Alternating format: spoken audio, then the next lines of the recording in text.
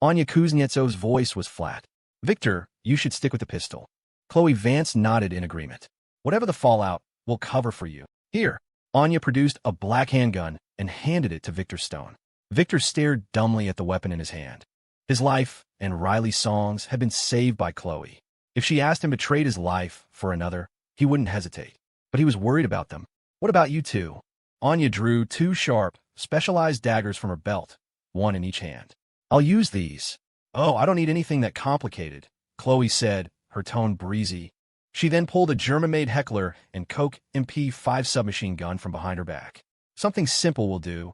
Victor's jaw dropped. You call that simple, Miss Vance? So the strategy is precision strike when you're poor, overwhelming firepower when you're rich? What about friendly fire? All those people downstairs are Zara's family. A cold sweat beaded on his forehead. He swallowed hard. Miss Vance, maybe we should switch. What's that supposed to mean? You think I don't know how to use this? Victor's heart sank. A spray of bullets from that thing would be the end of everyone. Killing Leo Flynn was one thing, but massacring innocent people was another. The big man's silence was answer enough. Khloe rolled her eyes. Don't underestimate me. I was the runner-up in the European Women's Shooting Championship the year before last. Hiss. Victor drew a sharp breath. Appearances really were deceiving. Anya spoke up a moment later. All right, I remember now. I think there were only 2 competitors in the European Women's Shooting Championship that year. Called out on the spot, Khloe's face flushed. Victor's eye twitched violently. The title of runner-up sounded impressive, but with only 2 people competing. That was a whole other story. Victor opened his mouth, about to try again to persuade Khloe to let him handle the MP5, when Anya suddenly looked up. Her voice was cool. He's here. Their attention snapped forward, and a wave of adrenaline sharpened their senses. Outside the Thorn family estate, a black luxury sedan pulled up to the gate. A young man, radiating an air of self-importance, stepped out, his hands full of shopping bags. To an unknowing observer, he might have looked like a relative visiting for the holidays. Finally, my turn to shine, Leo Flynn muttered, checking his reflection in the car's side mirror. He adjusted his impeccably tailored suit. A bona fide stud, in his own humble opinion. First impressions were everything when meeting the parents. Excuse me, are you Mr. Leo Flynn? A burly man in a black suit asked as he approached. Leo flashed what he imagined was a devilishly charming grin. The one and only. The head of the family has been waiting. Please, follow me. The man reached for the bags, but Leo waved him off. I appreciate the offer, but these are light. I can manage. The guard didn't press the issue and led the way. Leo followed, practically skipping with self-satisfaction. Soon, they entered the Thorn family's living room. Dozens of eyes turned in unison to fixate on him. For a split second, Leo felt a flicker of nervousness. But then he spotted Zara Thorn in the crowd, and the feeling vanished. She was stunning tonight, her skin like porcelain, dressed in her signature fiery red. Leo, my boy, come in. We were just talking about you, Marcus Thorn said, rising from his seat at the head of the room with a hearty laugh. Before Leo's arrival, Marcus had briefed the family on his background and accomplishments. They knew he was a man of some means. As he was their guest, most managed to conjure a polite smile. Leo returned the smile, feigning a look of honored surprise. Mr. Thorn, please sit. I thought I told you not to bring any expensive gifts, Marcus said, his brow furrowing slightly. Leo chuckled. Not at all, not at all. Just a few trinkets. Trinkets, my ass. He had spared no expense. You couldn't expect to win the girl without baiting the hook, after all. Of course, Leo Flynn never made a deal where he lost. In his mind, these gifts were merely on loan to the Thorn family, a temporary deposit. What was his would always be his. The thought was so ruthlessly transactional, it would have made a vulture weep. Marcus smiled and had someone take the gifts, then pulled Leo to his seat. You've been a stranger these past few days, son. You should neglect an old man like me. Leo was momentarily stunned. Wait, what? I didn't even get to describe what's in the bags. That was my chance to show off.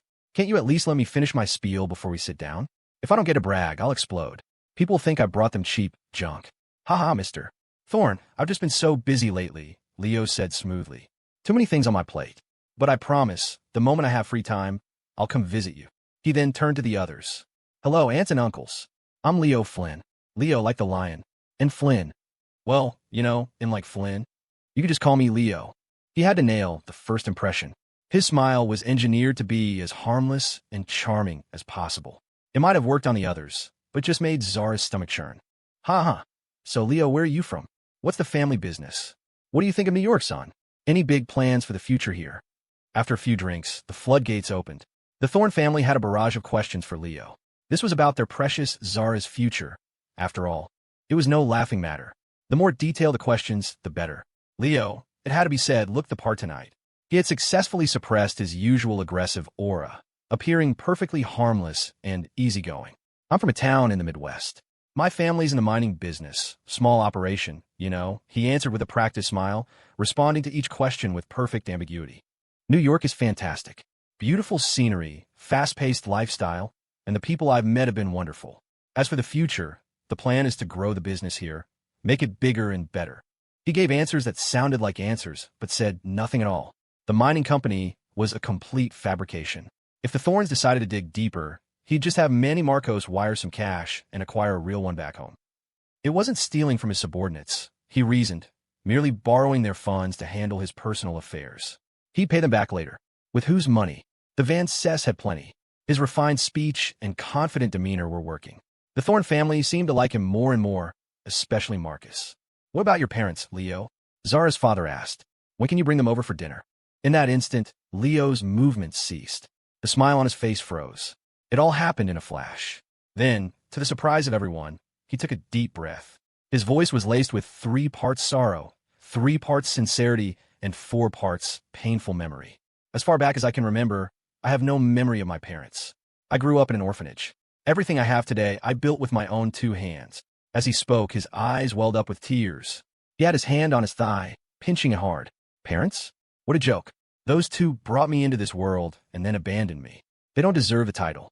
But this was the perfect opportunity to play the sympathy card. Human emotion was a universal language. This would surely win them over. A moment later, most of the Thorn family was stunned into silence. Zara's mother quickly apologized on her husband's behalf. Oh, Leo, we're so sorry. We didn't know. We never meant to pry. Leo managed a weak, pained smile, his eyes red from the pinching. He put on a brave face. It's okay. It's all in the past. The sight made their hearts ache for him even more. They could feel his pain. Zara's brow furrowed in disgust. Does this man have no shame? Where's all this sentiment when you were doing those disgusting, vile things? Her hatred for Leo reached a new peak. If she didn't already know what kind of monster he was, she might have fallen for his act just like the rest of her family. Leo, if you don't mind, Marcus Thorn said, his voice thick with sincerity. From now on, you can think of me as your grandfather. Zara's expression soured. Grandpa, don't you think you're moving a little too fast? She snapped. A flicker of triumph crossed Leo's eyes, but he quickly hid it. Mister, Thorn is right, Zara. Relationships take time. We can't rush these things. The more Leo seemed to side with Zara, the more her family was convinced he was a good man. It was infuriating. They started to see Zara as the one being unreasonable. What a fine young man Leo was. A perfect match for their Zara.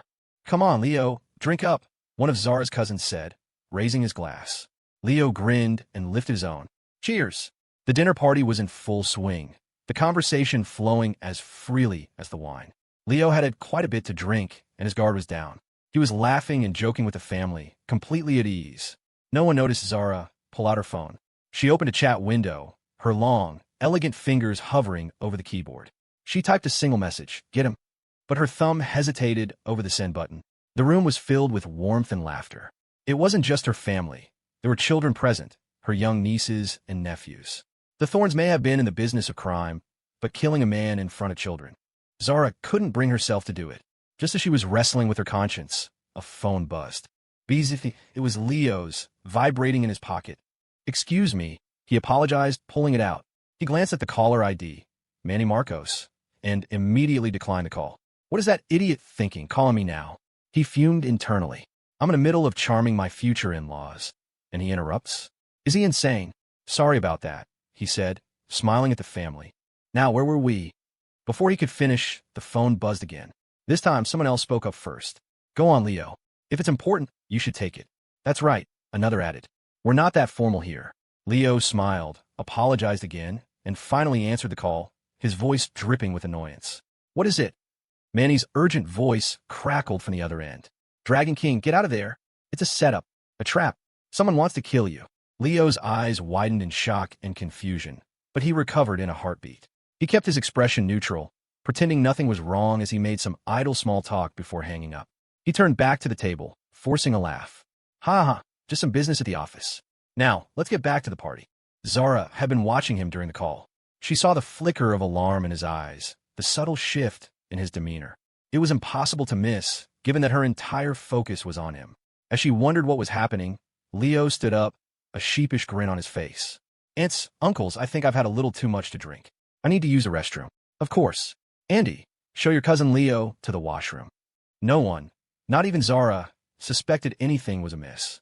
Leo followed the young man, Andy, out of the room. Zara had been planning to wait for him to come out, her resolve now hardened. Wait a minute, she thought suddenly. Leo going to the restroom. This is the perfect opportunity. It would keep the children from seeing anything.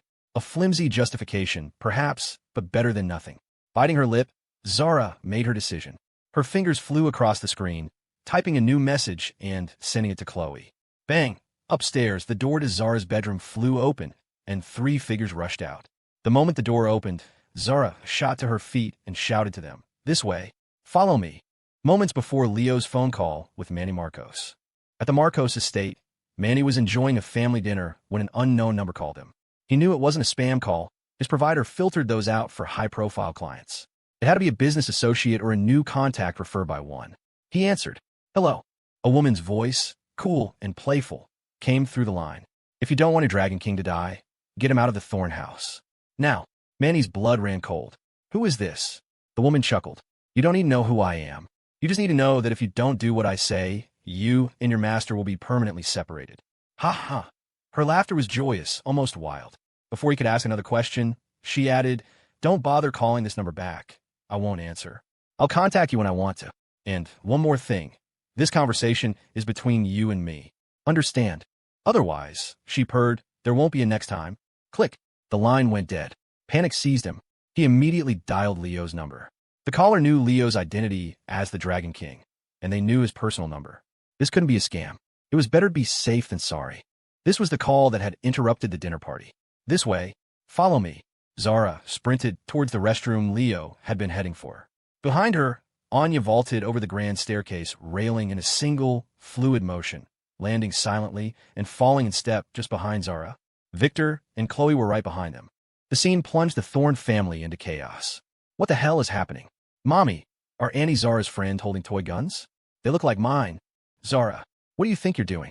Zara's father roared, his face turning purple with rage as he shot to his feet. By then, Zara, Anya, and the others had reached the closed bathroom door. Bang! Bang! Bang! You bastard, Leo! Get out here! Zara screamed, hammering on the door like a madwoman. Thump! A muffled crash came from inside, followed by a meek voice. Sis, it's me. Andy. Zara froze. Behind her, Anya, Khloe, and Victor came to a halt. Get out here and tell me what's going on. Just a sec, the weak voice replied from within. A terrible feeling washed over Zara. Her brow furrowed. Hurry up. Okay, I'm coming. The door creaked open, and a pathetic-looking Andy Thorn emerged. A dark, wet patch had spread across the front of his pants. It didn't take a genius to figure out he'd wet himself. His face was a mask of misery. Where's Leo? Zara demanded. Leo said he was going outside for a smoke, Andy stammered. His eyes then fell on the figures behind Zara. Holy, that's a big. Wait, no. Holy, that's a black. What the hell is happening? Why are they holding guns? His heart hammered against his ribs. He swallowed hard. Was this some kind of lover's quarrel gone nuclear? Damn it. Zara's face was a storm cloud. Hearing this, Anya had already bolted for the main entrance. Victor and Khloe didn't hesitate, sprinting after her. The rest of the family had caught up. Zara's father's voice trembled with fury. Zara Thorn, what have you done? A perfectly good family gathering had devolved into this nightmare. What parent wouldn't be furious? He blocked her path. I'm doing what I know is right. Dad, don't try to stop me. Slap. The sound echoed through the hall. Her father's hand cracked across her face with the full force of his anger. What is right? He bellowed, spittle flying from his mouth. You tell me. You bring a boy home, your supposed boyfriend. We welcome him. We treat him like family. And now you tell us you lured him here to kill him? Is this your idea of what's right? A string of furious questions followed. Zara's other cheek was now crimson, and a trickle of blood appeared at the corner of her mouth. Her voice was still defiant. Yes, this is what I have to do. She pushed past him. This time, he didn't stop her. The rest of the family stood frozen, utterly dumbfounded. What was going on? Their fierce, independent niece had gone completely insane. Inviting a man over for dinner just to murder him? It was surreal. Inside a black sedan speeding away from the Thorn estate, Leo Flynn was having a meltdown. I knew something was wrong. I felt it when I took out that Petrocelli clown. He raved, clutching his head in the back seat. Why would the Thorns do this to me? I bent over backwards for them, smiled until my face hurt. What did I do to deserve this? Was this their idea, or is some other snake pulling the strings? He replayed the dinner in his mind. He couldn't recall a single moment where anyone had seemed hostile. If they were hiding it, then every last one of them was a master actor, a chilling thought. The call had come from Manny. For now, he had to trust him. Anyone who tries to hurt me will burn in the deepest pits of hell. Meanwhile, in a darkened room at the Hayes estate, Saraphina Hayes sat curled in a chair, dressed in a sheer, black lace nightgown. The curves of her body were silhouetted against the faint light. On the table beside her sat a wine glass and several empty bottles. "You call me stupid, didn't you, Asher?" she whispered to the empty room. "You look down on me. Do you know what true, soul-crushing agony feels like?" The words were chilling, but the expression on her face was a twisted, almost ecstatic mask. She looked broken. She raised the glass, draining the last of the red wine. A giggle escaped her lips, teetering on the edge of madness. "You will," she cooed. "You'll know that pain soon enough. Leo can't die yet. I'm going to tie him up, and then I'm going to tie you up, and I'll make you watch, Asher. You'll watch with your own eyes as Leo dies right in front of you. I'm going to extinguish every last reason you have to live in this world. I'll make you feel a pain that starts in the deepest part of your soul." She paused, a sickly sweet smile gracing her beautiful face. "Won't that be fun? A perfect ending for you, because I believe our pain is connected. We're the same, you and I, and if we're not," her voice dropped to a sinister whisper, "I'll make you the same." Back at the Thorn estate, Khloe's brow was furrowed in disbelief. He actually got away. She couldn't accept it. The plan was a surprise attack, designed to catch Leo completely off guard. Anyone else would have been a sitting duck. But Leo, how'd he know? Zara's expression was just as dark. The red handprint still stood out starkly on her cheek. It must have been that phone call. The call. Zara nodded, explaining her theory. During dinner, he got a call and then immediately left for the restroom. Right after that, I messaged you and you saw the rest. Victor Stone thought for a moment, his voice a low rumble. Could there be a mole? It made no sense. The bait was taken. The estate's security cameras were being monitored by the Gao siblings. And the call came at the most suspiciously perfect moment. Someone had to have tipped him off. Impossible. Khloe shot back instantly. The only people who knew were the other heroines.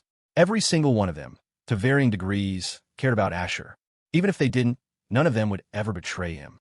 On that point, Khloe would bet her life. "We have to go back for now," Anya said, her voice cutting through the tension. "We'll have to rethink our next move." The element of surprise was gone. Killing Leo now would be exponentially harder. They all knew it. It was then that Khloe noticed the mark on Zara's face. "Zara, what happened to your cheek?"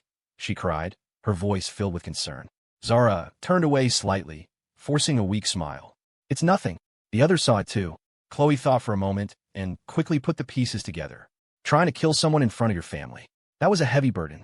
If she had to shoot Leo in front of her own parents, Lawrence and Eleanor, she knew she would hesitate. She could kill Leo without blinking, but doing it in front of them. She'd worry they wouldn't be able to sleep at night, that they'd see their daughter as a murderer. "I'm sorry," Khloe said softly, then added, "Zara, come stay with us for a while." Her tone was deadly serious. Zara nodded, then shook her head. "Thank you, but I have other places I can go." Khloe took her hand. "Please, Zara, come to the Vance house. It'll be easier for us to plan our next move against Leo together." Khloe had seen everything Zara had sacrificed tonight. Failure was always a possibility. She never expected to kill Leo on the first try.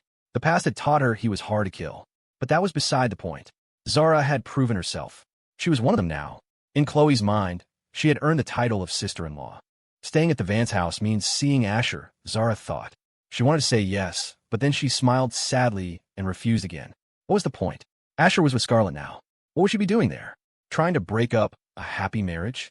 She couldn't bring herself to do that. But Khloe saw the hesitation. Having lived a whole life before, she knew how to read each of the heroines like a book. If she couldn't win them over this time around, she might as well delete her account and start over. She pressed on, wearing Zara down with gentle persistence until, finally, she reluctantly agreed. Victor Stone played the part of both bodyguard and chauffeur, safely delivering the three women to the Vance estate before driving off. Khloe, as their de facto leader, had already considered all the risks. The connection between Victor and Riley Song was protected by the Gao siblings. Unless one of them confessed, no one would ever find out. As for retaining top talent like Victor, the Vance family method was simple and brutally effective. Money, money, and more money. A luxury apartment, a car worth no less than $100,000, and a salary and bonus package that spoke for itself. The Vance estate was massive. Finding a spare room was no problem. Zara, my clothes probably won't fit you, Khloe said, bustling around the guest room. You can borrow something of Anya's for tonight, or I can have some things sent over. This nightgown should fit, though. It's new, about Anya's size. The villa was, of course, spotless. A cleaning crew came at regular intervals, making dust a rarer sight than a unicorn. Zara sat on the edge of the bed, her hands fidgeting in her lap, her heart racing. The assassination attempt had failed, but that was behind her now. What mattered was that she was here, in the Vance house for the first time, about to live under the same roof as Asher. How could she not be a nervous wreck? Are you sure your parents won't mind me staying here? Khloe paused what she was doing and smiled patiently. Zara, I've told you a dozen times, my parents love it when I have friends over. Besides, you're not just some stranger. You've met them before. She patted Zara's shoulder reassuringly. Relax. Make yourself at home. It's just one extra plate at the dinner table. Hearing this, Zara could only offer a weak smile. Lawrence and Eleanor were one thing, but what about Scarlett Jo? Would she see her as a threat? As these thoughts swirled in her head, she heard the sound of a car pulling up downstairs. The door to her room was open, so the noise was clear. Oh, looks like Mom and Dad are home, Khloe said, tilting her head. Zara's heart, which had just begun to calm, started pounding again. What do I do? She stammered. Khloe laughed. If you're still worried, then come downstairs with me and say hello. Zara knew she was right. It would be rude not to greet her hosts. A few moments later, the two women descended the stairs. Lawrence and Eleanor Vance were chatting in the living room when they saw their daughter coming down with another young woman. They froze for a second. They knew this girl. Hello, Mr. and Mrs. Vance. Oh, hello, dear. Zara? It's Zara Thorn, isn't it? Eleanor said, her eyes wide. Zara nodded shyly. Khloe quickly explained, Mom, Dad, Zara is going to be staying with us for a while. Welcome, welcome. Stay as long as you like. Eleanor beamed, walking over to Zara. Look at you, all grown up. Come here, let me get a good look at you. Please, make our home your home. She pulled Zara into a warm, natural hug, completely devoid of any pretense. Zara's body went rigid for a second, then relaxed into the embrace. In that moment, her heart felt like it was melting. She had dreamed of this for so long. Not just the hug, but the idea of Eleanor Vance becoming her mother-in-law, of her becoming their daughter-in-law. But now, that was just a fantasy. For the next while, Eleanor chatted animatedly with Zara, who gradually went from anxious to at ease. She was surprised at how easy it was to talk to her.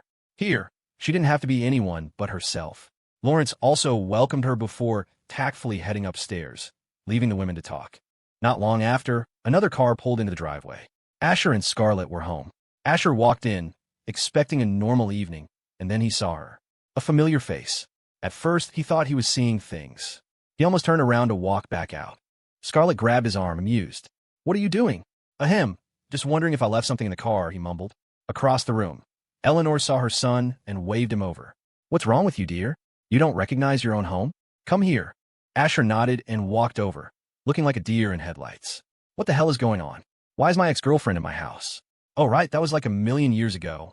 I remember, but she probably doesn't. Don't panic. Don't be afraid.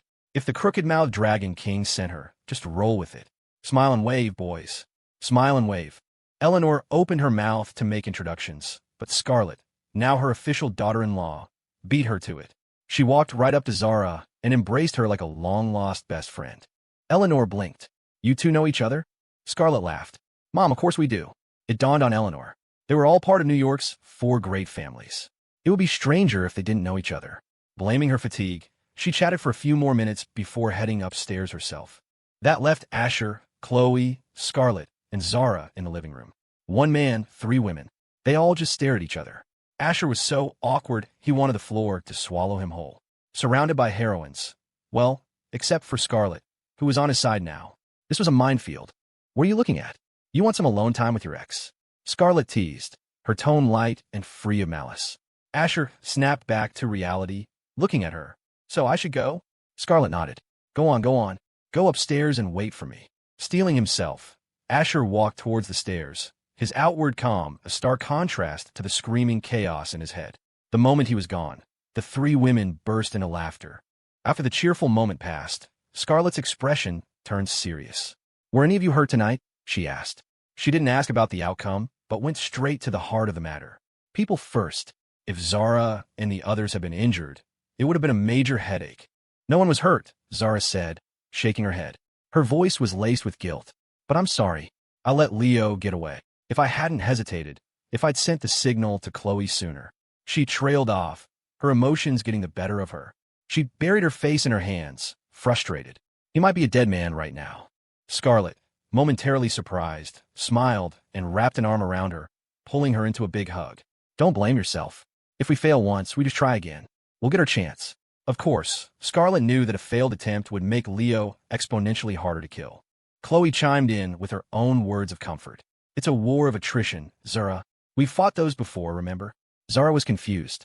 First, Scarlett was hugging her with an intimacy that felt beyond just putting on a show for Asher's mother. It was the kind of thing you did with a sister.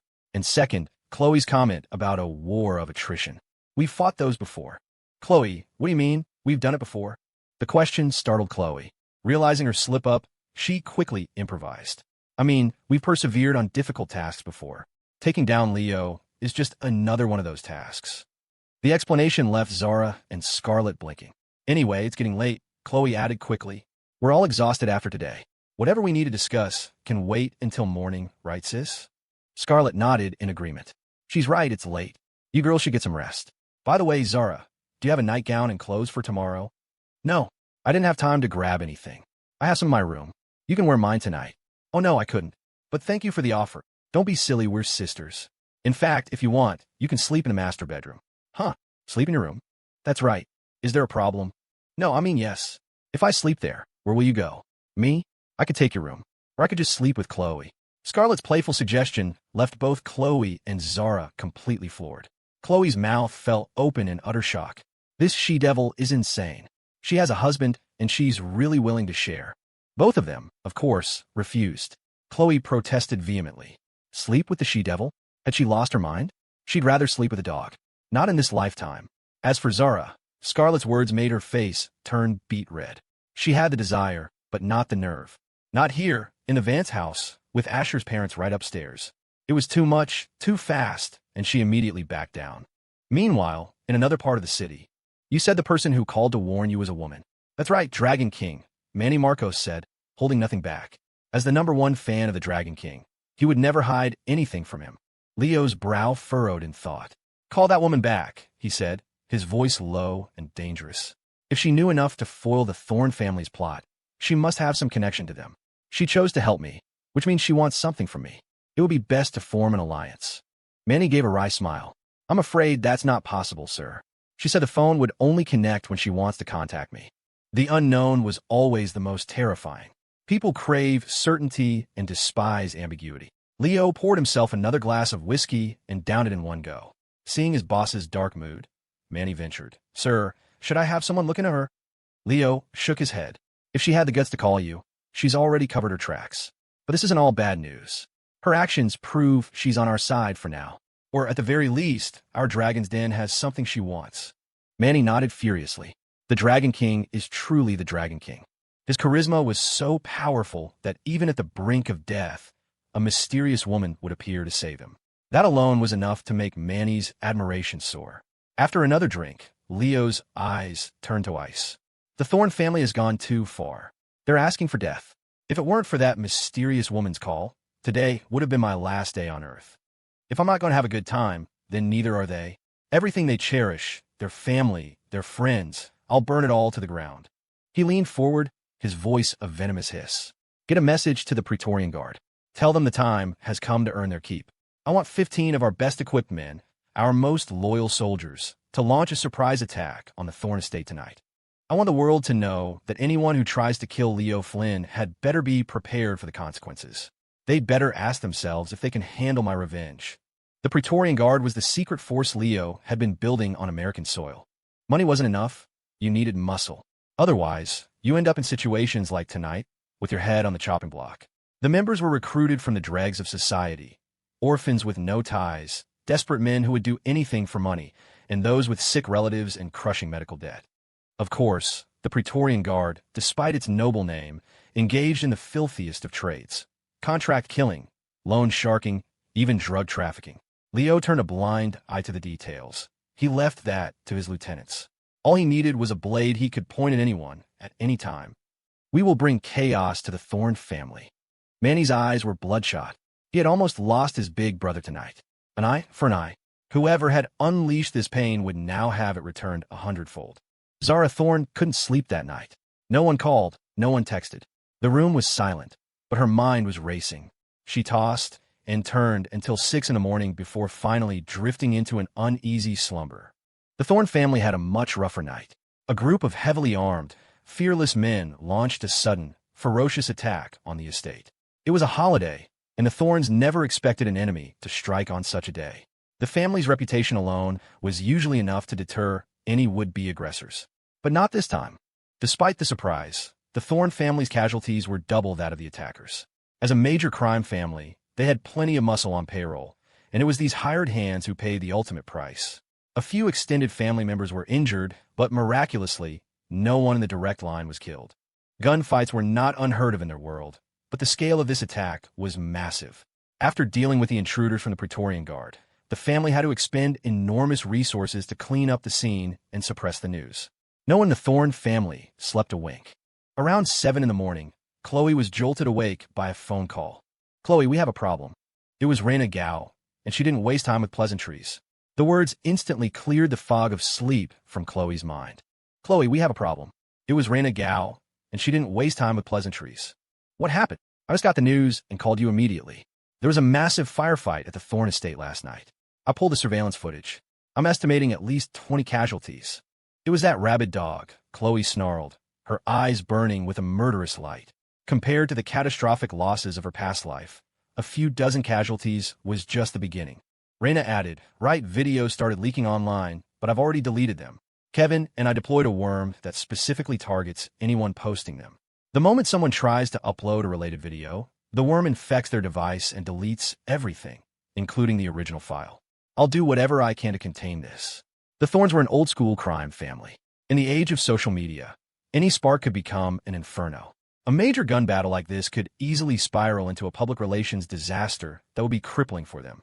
Of course, while the internet grants every keyboard warrior the power of a god, above them are the code lords, the true emperors of the net who control the source code. And Raina Gao was an empress. In the real world, she might be a timid, socially awkward geek. But in the digital realm, she could single-handedly hold back an army of millions. The gap in skill was just that vast. Khloe's nose tingled. "On behalf of Zara and the Thorn family, thank you, Raina. This is my fault." Raina's tone sharpened. "What are you talking about? Thank me? We're family. I'm your sister. And how is this your fault? Even if you hadn't made a move, that bastard Leo would have done something eventually. You have nothing to apologize for." Hearing her friend's passionate defense, Khloe's eyes refocused, blazing with renewed fury. "Raina, Zara's staying with me right now. Don't post anything about this in the group chat. I don't want her to find out this way. I'll tell her myself later. For now, I need you to keep deleting the videos and minimize the fallout." "You can rest easy," Raina said, her confidence returning. "Your big sister might not be good for much else, but this is my specialty." After a few more words, Khloe hung up. She needed to think. Since her return, since learning she could hear Asher's thoughts like the other heroines, she had relaxed. The burden on her shoulders was lighter, shared among them. Her plan had been twofold: weaken the dragon's den abroad and cut off the head of the snake by killing Leo. Both steps were sound. The problem was she had completely underestimated Leo's hidden forces on American soil. "You want a war? You'll get one," Khloe muttered, grabbing a pen and paper. She began to write down the names of Leo's domestic factions from her past life, along with any key figures she could remember. The names came easily, but the headquarters locations were a blur. In the original timeline, Leo had swallowed the Vance Corporation whole. With that influx of cash, he had aggressively expanded his domestic operations. New factions sprang up everywhere. He didn't care about loyalty. With enough money, he could buy an endless supply of cannon fodder, which made him even harder to kill. As time wore on, Khloe had filled an entire page with crossed-out and revised names, finally settling on a definitive list. She stared at the names, whispering them aloud. "Okay, these are the main ones. The Viper's Nest, the Sunstone Cartel, the Praetorians, the Phoenix Syndicate, and the Savage Crew. Of these 5, she only had a vague, fuzzy memory of one group's location, the one she had personally helped annihilate. The other 4 had been handled by the other heroines. Smack! She slammed the paper down on the desk in frustration. Arg, why didn't I write down the locations in my past life? But self-recrimination was useless. Knock, knock, knock. A gentle rap on the door was followed by Eleanor Vance's chiding voice. Khloe, what's with all the wailing so early in the morning? We have a guest. Have some consideration. Now, get up, brush your teeth, and get ready for breakfast. No more screaming, you hear me? Khloe, what's with all the wailing so early in the morning? We have a guest. Have some consideration. Now, get up, brush your teeth, and get ready for breakfast. No more screaming, you hear me? Khloe froze, her face flushing with embarrassment. She had truly lost control for a moment. For now, she'd have to take it one step at a time. As for how to dismantle Leo's empire, she already had an answer. She could leak the locations to rival organizations, let the dogs fight amongst themselves. Or she could use the system. After all, she had people on the inside. Zara came down for breakfast with dark circles under her eyes, like a giant panda. This was a friend's house, not her own, so basic etiquette was a must. She had tried to conceal the sleeplessness with foundation, but it could only do so much. A person's energy can't be faked. Zara, dear, you didn't sleep well, did you? Eleanor asked with concern. Was it the bed or something else? Zara blushed slightly, forcing some energy into her voice. No, it's not that. It just takes me a day or 2 to get used to a new place. Zara, dear, you didn't sleep well, did you? Eleanor asked with concern. Was it the bed or something else? No, it's not that. It just takes me a day or 2 to get used to a new place. Eleanor nodded. Well, after you eat, you should go get some rest. If you have anything to do today, put it off. You need your sleep to feel your best. Your mom's right, Scarlett added with a sincere smile. You need to take care of yourself. Well, after you eat, you should go get some rest. If you have anything to do today, put it off. You need your sleep to feel your best. Your mom's right, Scarlett added with a sincere smile. You need to take care of yourself. The 3 women chatted away, with Khloe occasionally chiming in with a cheerful comment. Inside, however, Khloe was suffering. She'd made one move on Leo, and he'd immediately retaliated against their allies. Thankfully, Raina had sent another message confirming that Zara's immediate family was safe.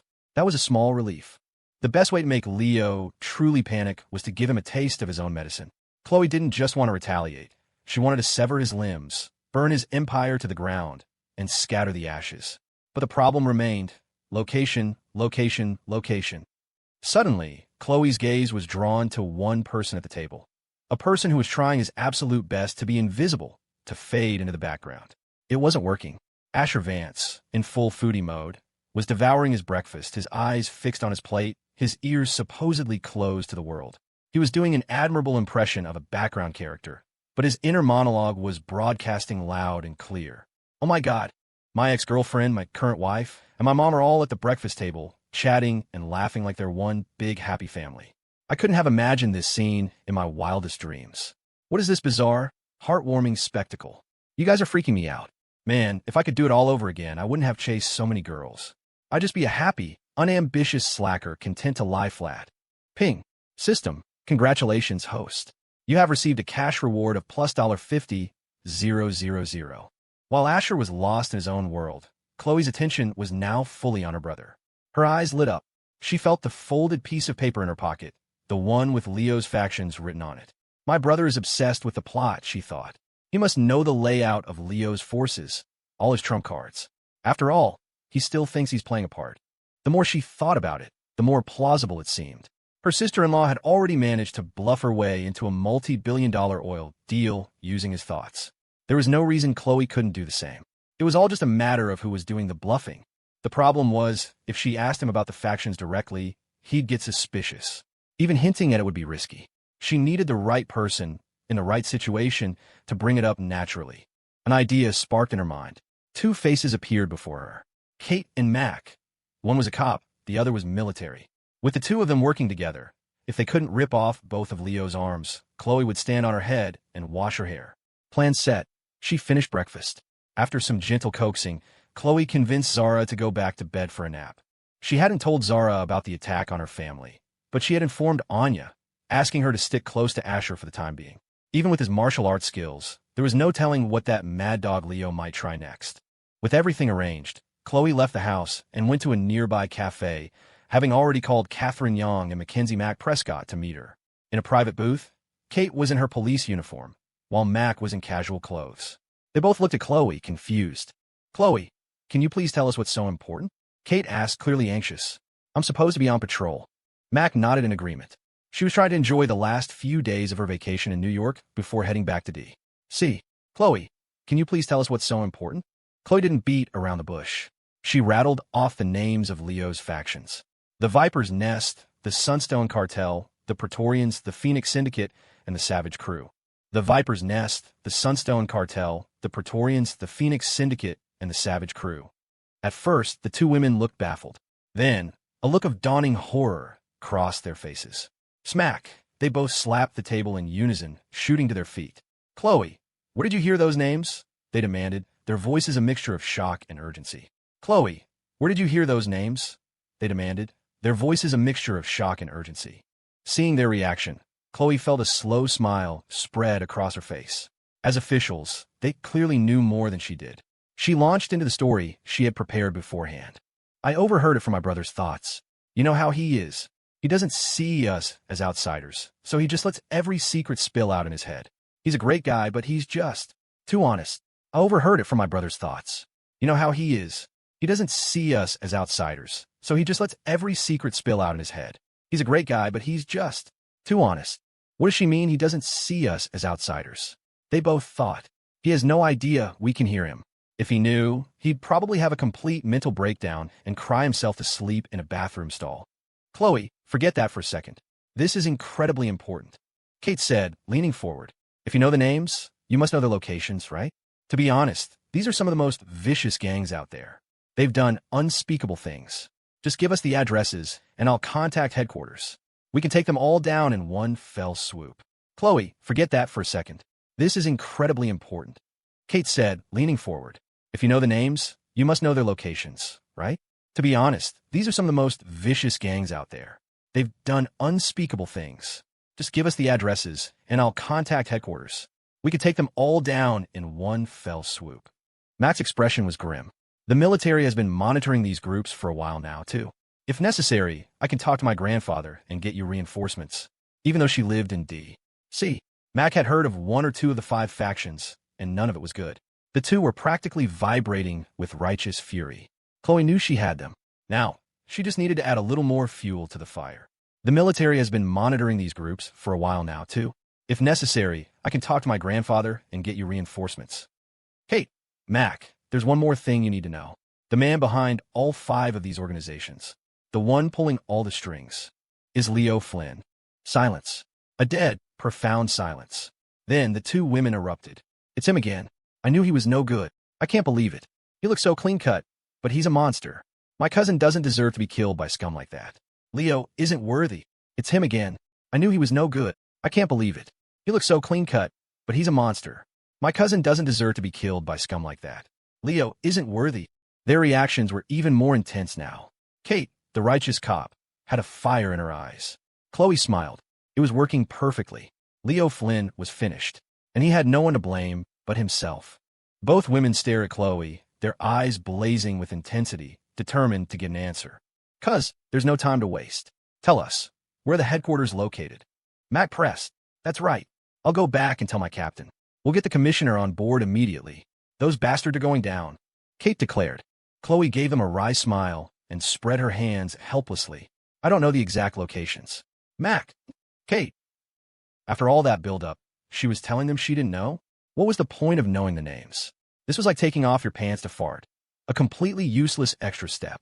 Khloe, guessing what they were thinking, quickly added, "I may not know, but someone else does." "Who?" they asked in unison. Khloe took a sip of her coffee, set the cup down, and said, "My brother, Asher." They should have known. Kate stood up abruptly, ready to march out the door and head straight for Asher. Khloe quickly grabbed her friend's arm. "Where are you going?" "Isn't it obvious, Khloe? I'm going to find Asher and get the locations from him." No, you can't." Khloe shook her head like a metronome, refusing to let go. Kate was baffled. Khloe got the information from Asher, but didn't get the most crucial part. Now Kate, was going to ask him, and Khloe was stopping her? What was she thinking? Why not? Kate asked, her brow furrowing. Khloe explained with a wry smile. It's not that I don't want you to ask him, but you can't just storm over there in a frenzy. That's the wrong approach. Kate, just listen to me for a second. If we ask my brother these questions directly, we'll blow our cover, won't we? Like I said, you have to be subtle about it. Kate looked intrigued. How do we do that? Great question, Khloe said, leaning in like a master strategist. I'll teach you. In a little while, you and my cousin will find an excuse to invite my brother out. Mac, you should be the one to do it. Just say you want to get afternoon tea or something. Or invite him to dinner. Then, during the meal, you start talking about those 5 factions. Remember, not too loud, not too quiet, just loud enough for my brother to overhear. Once he hears it, the rest is easy. Because you can both hear his thoughts. After that, you don't need me to tell you what to do. You improvise. You anticipate his reactions. If he starts getting anxious or uncomfortable in his thoughts, you change the subject. Once he calms down, you bring it up again. It's a gradual process. You have to be gentle. Don't just jump straight to the main event. If you want a deep conversation, you have to take your time. The 2 women were stunned. Holy crap, they thought. They never would have imagined such a tactic. This was a whole new level of spycraft. It wasn't their fault. Mac was new to this whole mind-reading thing, so of course she wouldn't know. And Kate, while she'd been aware of it for longer, usually felt so flustered around Asher that she'd buried herself and worked to avoid thinking about it. She'd never considered how to properly weaponize his inner monologue. A moment later, they both started clapping softly, giving their teacher a thumbs up. Khloe, you're a genius. I've learned so much today. When I get a commendation for this, I'm treating you to a massive dinner. Khloe waved a hand dismissively, as if it were all basic knowledge, and urged them to put the plan into action. The invitation, of course, had to come from Mac. It was more natural. After all, Asher was her cousin. Even without a blood relation, a cousin is a cousin. When you need a favor, you call your cousin. And so, under Khloe's tactical guidance, Mac called Asher and put the phone on speaker for the other 2 to hear. After a few rings, he picked up. Hey, cuz. What's up? Khloe waved her hand, giving Mac an encouraging look. It's showtime. Mac held the phone and smiled. What's up is that I've been in New York for ages, and you haven't even taken me out to dinner. I'll let it slide that you were busy getting married and being all lovey-dovey with your new wife, but you should have some time for your favorite cousin now, right? Of course. What do you want for lunch? Anywhere you want to go after? I've already picked out the perfect restaurant. Oh, okay. Just send me the address. You got it. After a bit more small talk, Mac hung up. Her heart was pounding. It felt like old times, but in reverse. It had always been Asher inviting her out. She was usually the passive one, which was completely out of character for her usual bold personality. But when it came to matters of the heart, she always found herself tongue-tied. This was the first time she had ever taken the initiative, and to her surprise, it wasn't that hard at all. Now it's all up to you too, Khloe said, her voice full of encouragement. They both nodded grimly. Evil will finally face justice. Don't worry, Khloe. We won't let you down. Busy. Mac's phone started ringing again. The 3 women stared at it, confused. It was Asher. Mac didn't hesitate to answer, putting it back on speaker. Cuz? Why are you calling again? Khloe and Kate were just as puzzled. Asher's slightly sheepish voice came through the line. Ahem. Sorry about this, cuz, but I'm gonna have to bring my bodyguard with me to lunch. Oh, you mean that woman, Anya Kuznetsov, right? Yeah. No problem. I might be bringing a new friend I just met to... Even better, bring whoever you want. Your cousin's got money. You can't eat me out of house and home. You 2 know each other. What was that? Your voice got quiet, cuz. Can you repeat that? Nothing. And since you're paying, I'm going to order everything on the menu. Ha, I like your style. But I'm telling you now, even if you eat until you burst, you won't bankrupt me. Just don't come crying to me when your stomach hurts. As if. You underestimate me, cuz.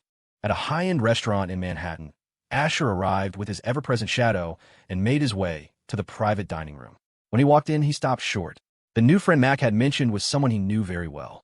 Not only knew, but had a history with. Okay, it was childhood history, but still.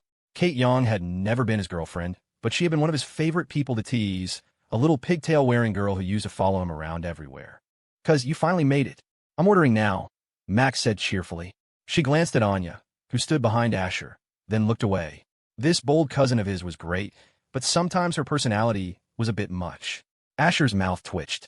Don't just ignore Kate. Come on, Mac, you're supposed to do the whole introduction thing, at least pretend for my sake. Geez, do I have to remind you of everything? I swear. So, cuz when did you 2 meet? Asher asked, feigning ignorance. The righteous cop and the daughter of a military powerhouse becoming best friends? It was a classic trope, a standard pairing the author would create to help the protagonist. It was like the law of attraction for fictional characters. He'd seen it in the last life, so it didn't surprise him. Mac and Kate both froze. They were starting to understand why Khloe had told them to improvise and why she'd seemed so calm about it. This mind-reading ability was a serious cheat code. Asher thought he was one step ahead of them, but they could hear his thoughts, putting them 2 steps ahead of his one.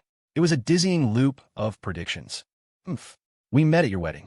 Got a problem with that, Kate said with a haughty sniff, perfectly in character. Asher's eyes crinkled. Yes, that was the Kate he remembered. A smile touched his lips, and his eyes filled with a strange sense of relief. Kate is still Kate. She's one of the few heroines whose personality hasn't gone completely off the rails. A breath of fresh air, truly. Ping. System. Congratulations, host. You have received a cash reward of plus $23. 333, foot no problem at all, Asher replied, suppressing his inner joy. Kate rolled her eyes. A vein throbbed on her forehead. What does he mean I'm still me? What does he mean a breath of fresh air? I ought to break something of his, make sure he can never take care of himself again, see how he likes that. She took a deep breath, reminding herself of the mission. She needed information from him. She could afford to be magnanimous, just this once. What do you want to eat, cuz? Mac asked, trying not to laugh as she scrolled through the digital menu. Asher wasn't a picky eater. As long as it wasn't something bizarre or disgusting, he was fine. You can just order for me. Mac grinned a wide, tomboyish smile. All right, don't mind if I do. She wasn't about to let her cousin go hungry. After she placed the order, Asher intended to catch up with Mac. She was a heroine, yes, but she was still his cousin. A little chat couldn't hurt. He opened his mouth to speak, and then realized he was completely superfluous. Mac and Kate were already deep in a lively conversation, laughing and joking. He couldn't get a word in edgewise. He and Anya had become part of the wallpaper. The Dragon Queen was as silent as a statue, and Asher was one step away from committing murder in his dreams. Even if he could find a common topic, what was he going to say to Anya? Kate and Mac exchanged a look. It was time to get to the main event. So, Kate, I heard you guys are cracking down on a big criminal network. Any progress you can share? Mac asked casually. Oh yeah, Mac, these guys are the worst of the worst, pure scum. They're into all sorts of nasty business. The group is called the Praetorians, I think. Ever heard of them? The Praetorians? A bunch of degenerates with a name like that? Can't say I have. But I did hear my grandfather mention that some of his friends are trying to take down a group called the Savage Crew, also here in New York. What? Things have gotten that bad here? How did these 2 scumbag organizations pop up without anyone noticing? It's not just 2. At dinner last night, I heard my grandfather muttering about the Phoenix Syndicate, the Viper's Nest, and the Sunstone Cartel, too. The 2 went back and forth, their expressions and gestures perfectly calibrated. It might not have been Oscar-worthy, but it was more than enough to fool an unsuspecting bystander. Women are natural performers, after all. Asher had been scrolling through TikTok on his phone to pass the time, but their conversation, pitched at just the right volume, cut through his distraction. In that moment, his brain short-circuited. He was completely and utterly lost. What the hell is going on?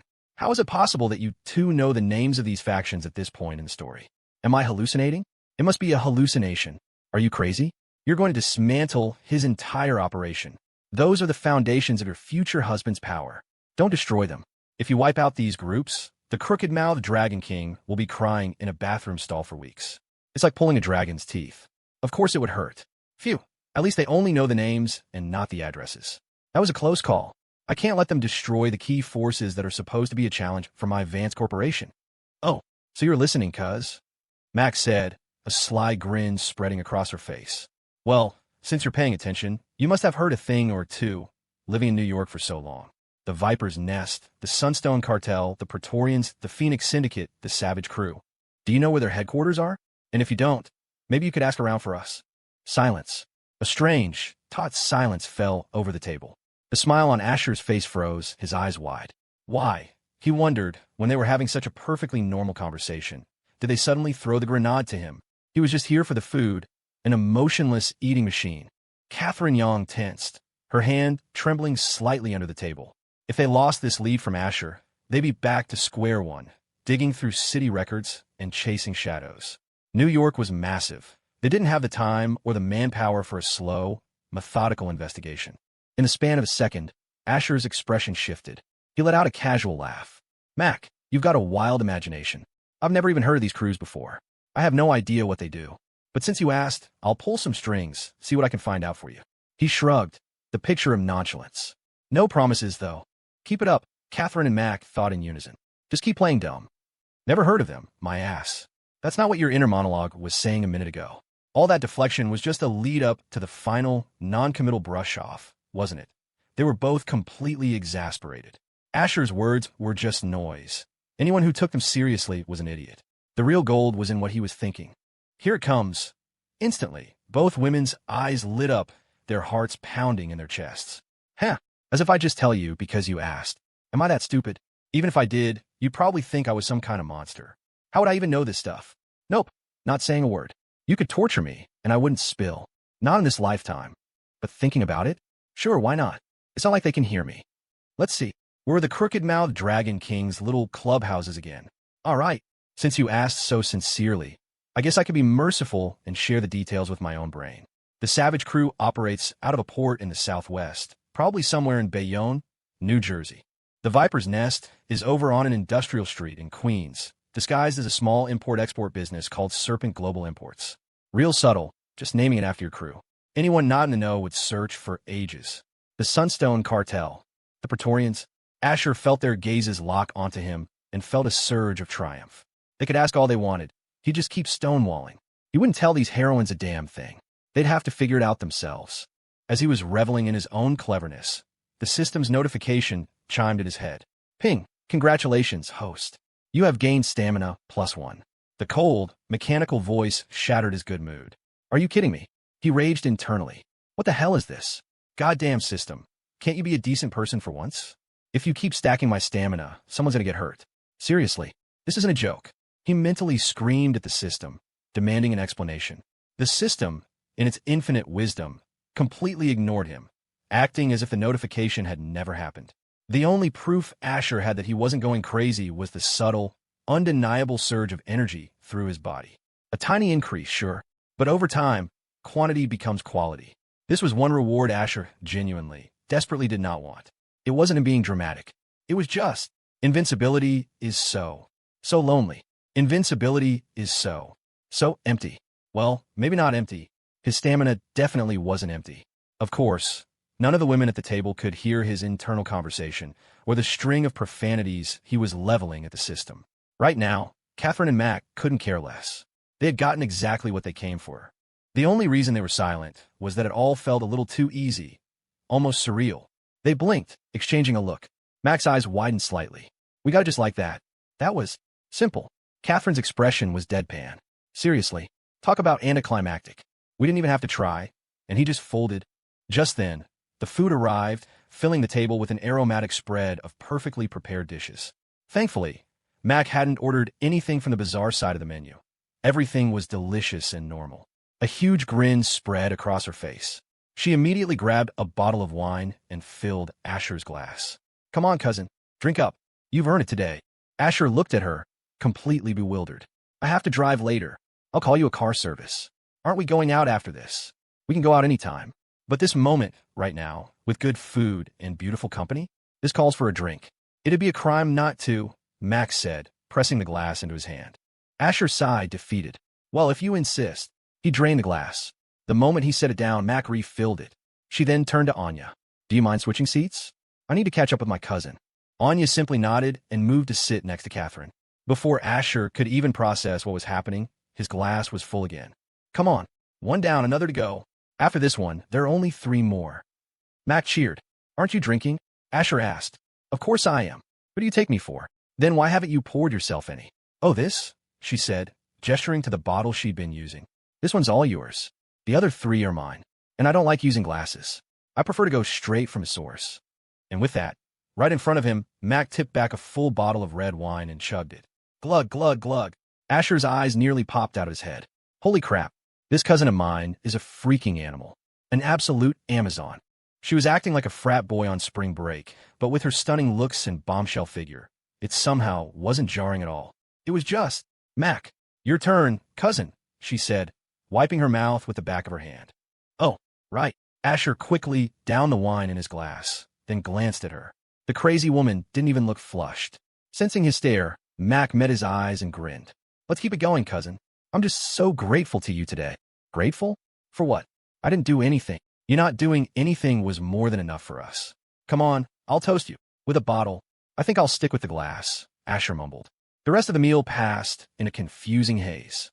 First Mac, and then even Catherine, kept toasting him, their words full of gratitude. All he'd done was eat dinner. Why were they acting so emotional? He was completely baffled. P.S. For the record, Catherine changed into civilian clothes before showing up for dinner. Weren't you the one who wanted me to show you around the city? The moment dinner was over, Max started shooing Asher out the door. He was speechless.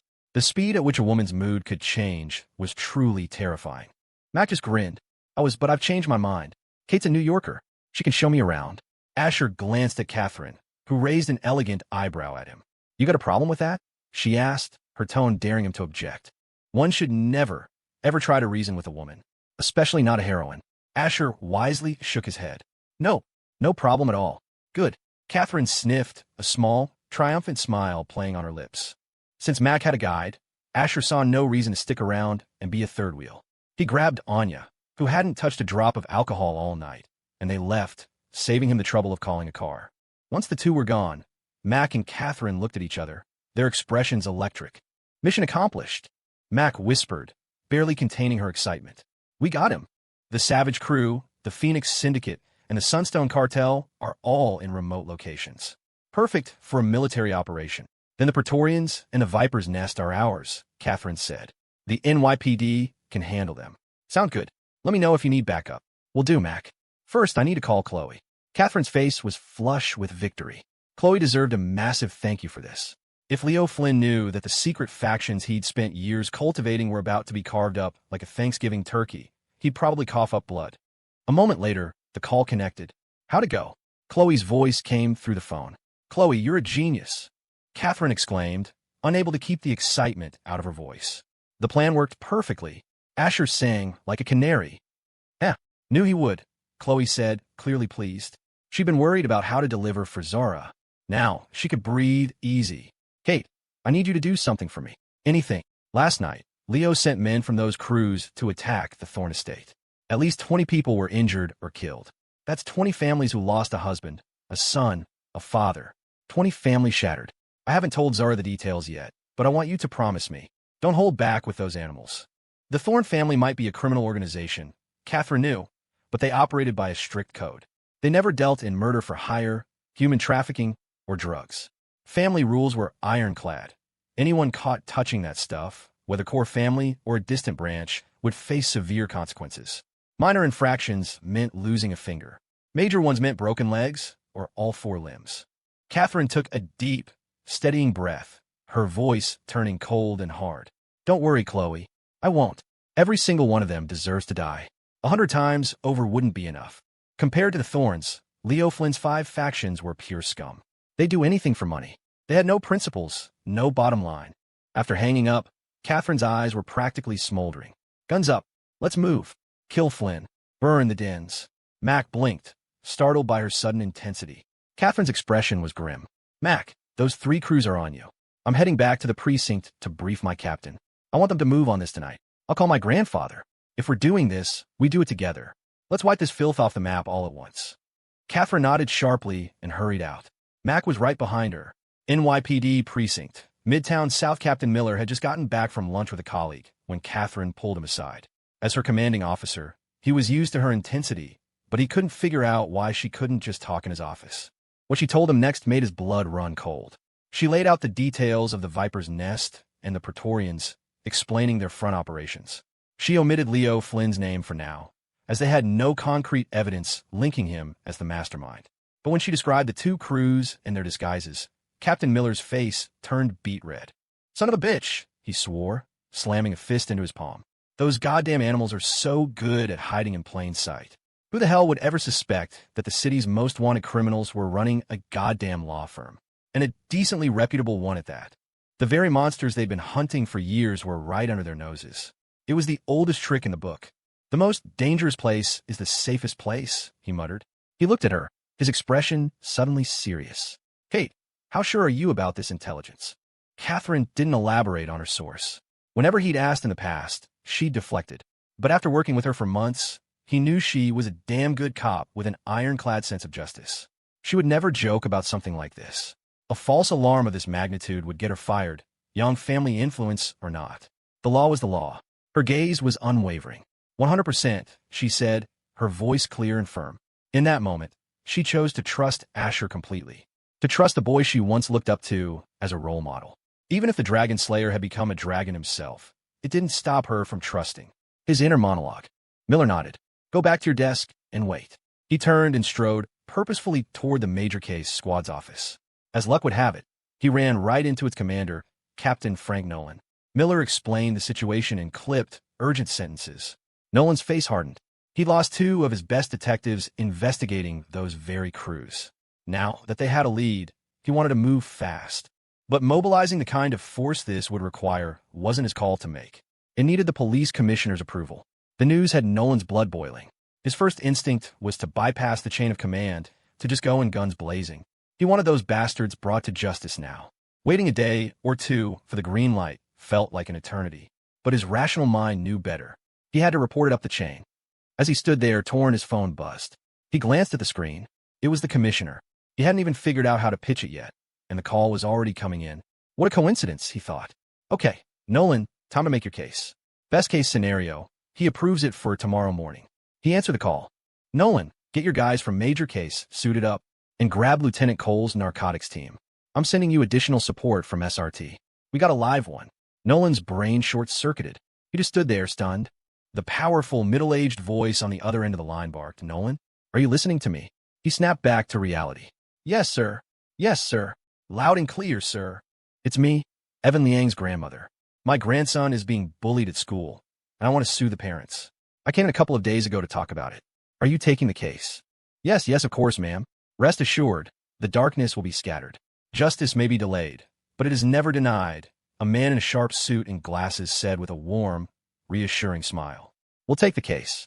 Since your grandson is still a minor, our first step will be to speak with his teachers, and if that doesn't work, we'll contact the other children's parents. The old woman nodded, her eyes welling with grateful tears. Thank you so much. You're all such good people. A flicker of contempt flashed in the young lawyer's eyes, gone as quickly as it appeared. He smiled and helped the woman to her feet. Not at all, ma'am. You're too kind. It is our mission to serve the people. As he was speaking with her, another person walked in carrying a framed plaque. Mr. Goldstein, thank you so much. If it weren't for you, our family wouldn't have known what to do. You're a lifesaver, a plain-looking middle-aged woman gushed, bowing repeatedly.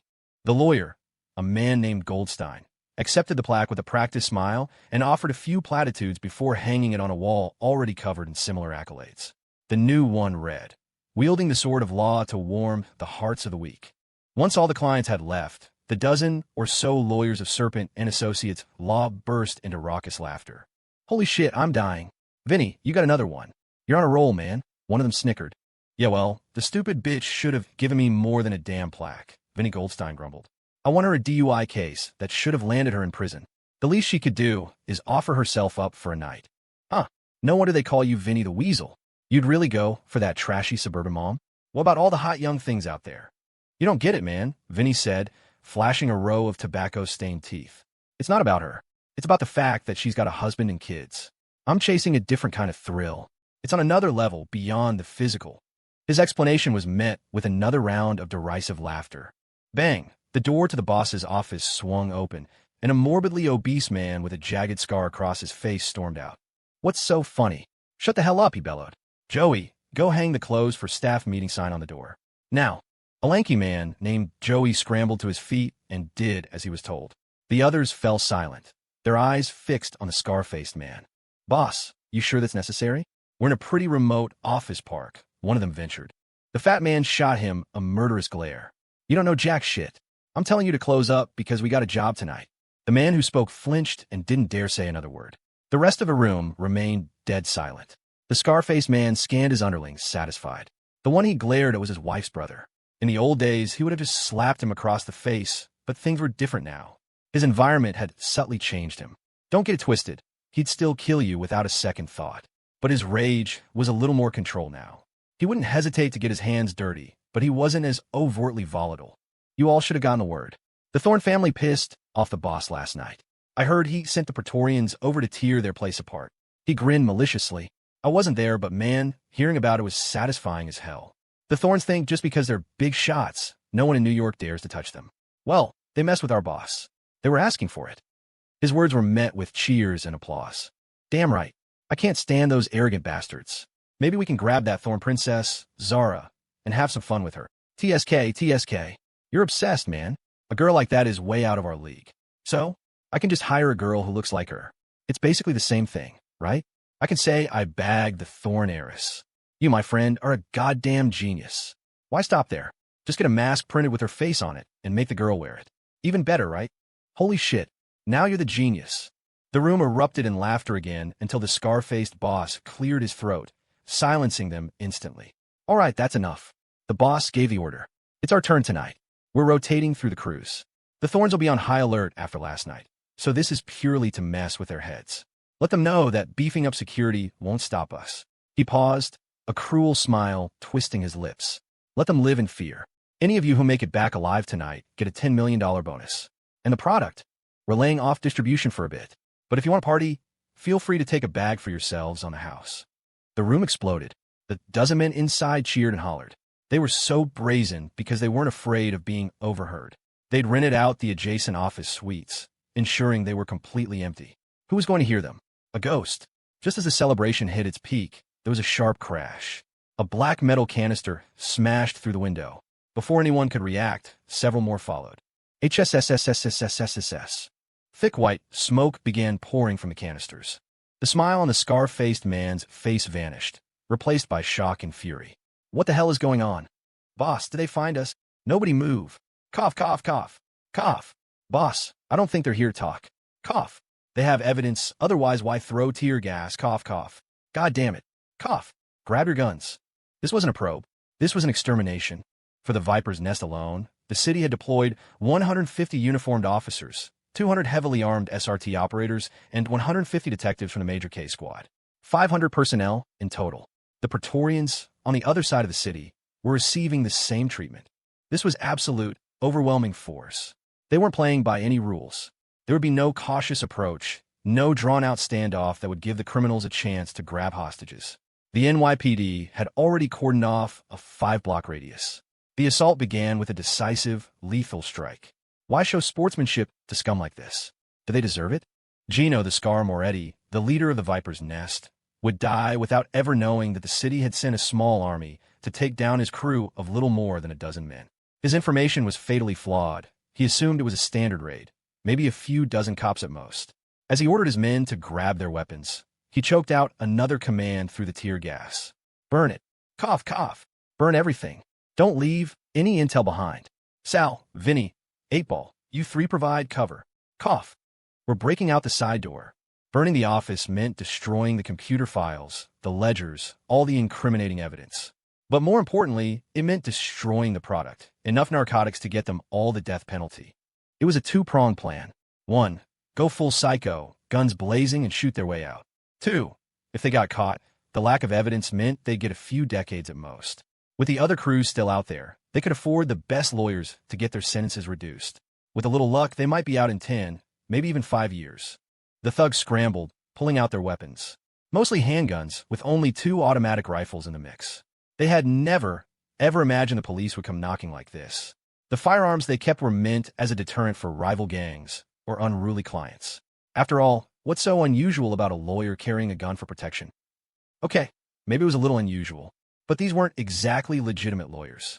Being located in a dense urban area, the Viper's Nest was relatively lightly armed. They never fathomed that hundreds of men with assault rifles would come crashing down on them. Gino thought 3 of his best men with the 2 automatic rifles would be enough to hold the police off. He couldn't have been more wrong. The moment they stepped outside, they were met with a storm of lead that was beyond anything they had ever conceived. Daka daka daka daka. A hail of bullets tore through the air. A round grazed Gino's arm, sending a spray of blood. His men were cut down one by one. In that instant, clarity finally broke through his tear gas-addled brain. Grab hostages, he screamed, his voice raw with panic. There are too many of them. We can't break through. Less than 10 minutes into the firefight, half of his crew was dead or dying. The poor fight with precision. The rich fight with overwhelming firepower. You could try to be precise, but your enemy will just find cover. But when you blanket the entire area with suppressive fire, there is no escape. You can dodge, you can get lucky, you can have a miracle, but you only have to make one mistake. One slip, and you're turning to Swiss cheese. Gino was covered in dust and grime, his remaining men in no better shape. They all agreed with his frantic assessment. Hostages were their only way out, but there were no hostages to be found. The entire building had been evacuated.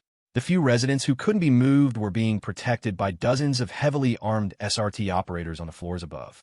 Try to rush upstairs to grab someone would be suicide. Why hadn't they seen it coming? It was their own cleverness that had doomed them. By renting out the adjacent offices to prevent eavesdropping, they had also isolated themselves, cutting off any chance of an early warning. Less than 30 minutes after the first canister crashed through the window, only 2 men were left standing beside Gino. The ferocity on his face had evaporated, replaced by the primal, gut-wrenching terror of impending death. No one is born without fear, especially not men like them who had tasted the sweet life. The more you have, the more you have to lose. We surrender. We surrender. Gino shrieked, his voice cracking. The only reply was the deafening chatter of automatic weapons. In that moment, Gino understood. They weren't here to make arrests. They were here for extermination. Fear twisted into a final, rabid frenzy. He decided to go down fighting. Moments later, as he peeked out from behind a window frame, a police sniper's bullet erased his head from his shoulders. Similar scenes were playing out across the tri-state area. The Praetorians were better armed than the Viper's Nest, but they were outnumbered more than 10-1. After losing men in the attack on the Thorn estate the previous night, their numbers were already depleted. They didn't last long. The 3 crews operating outside the city were a different story. Their armories were extensive, rivaling that of small militia.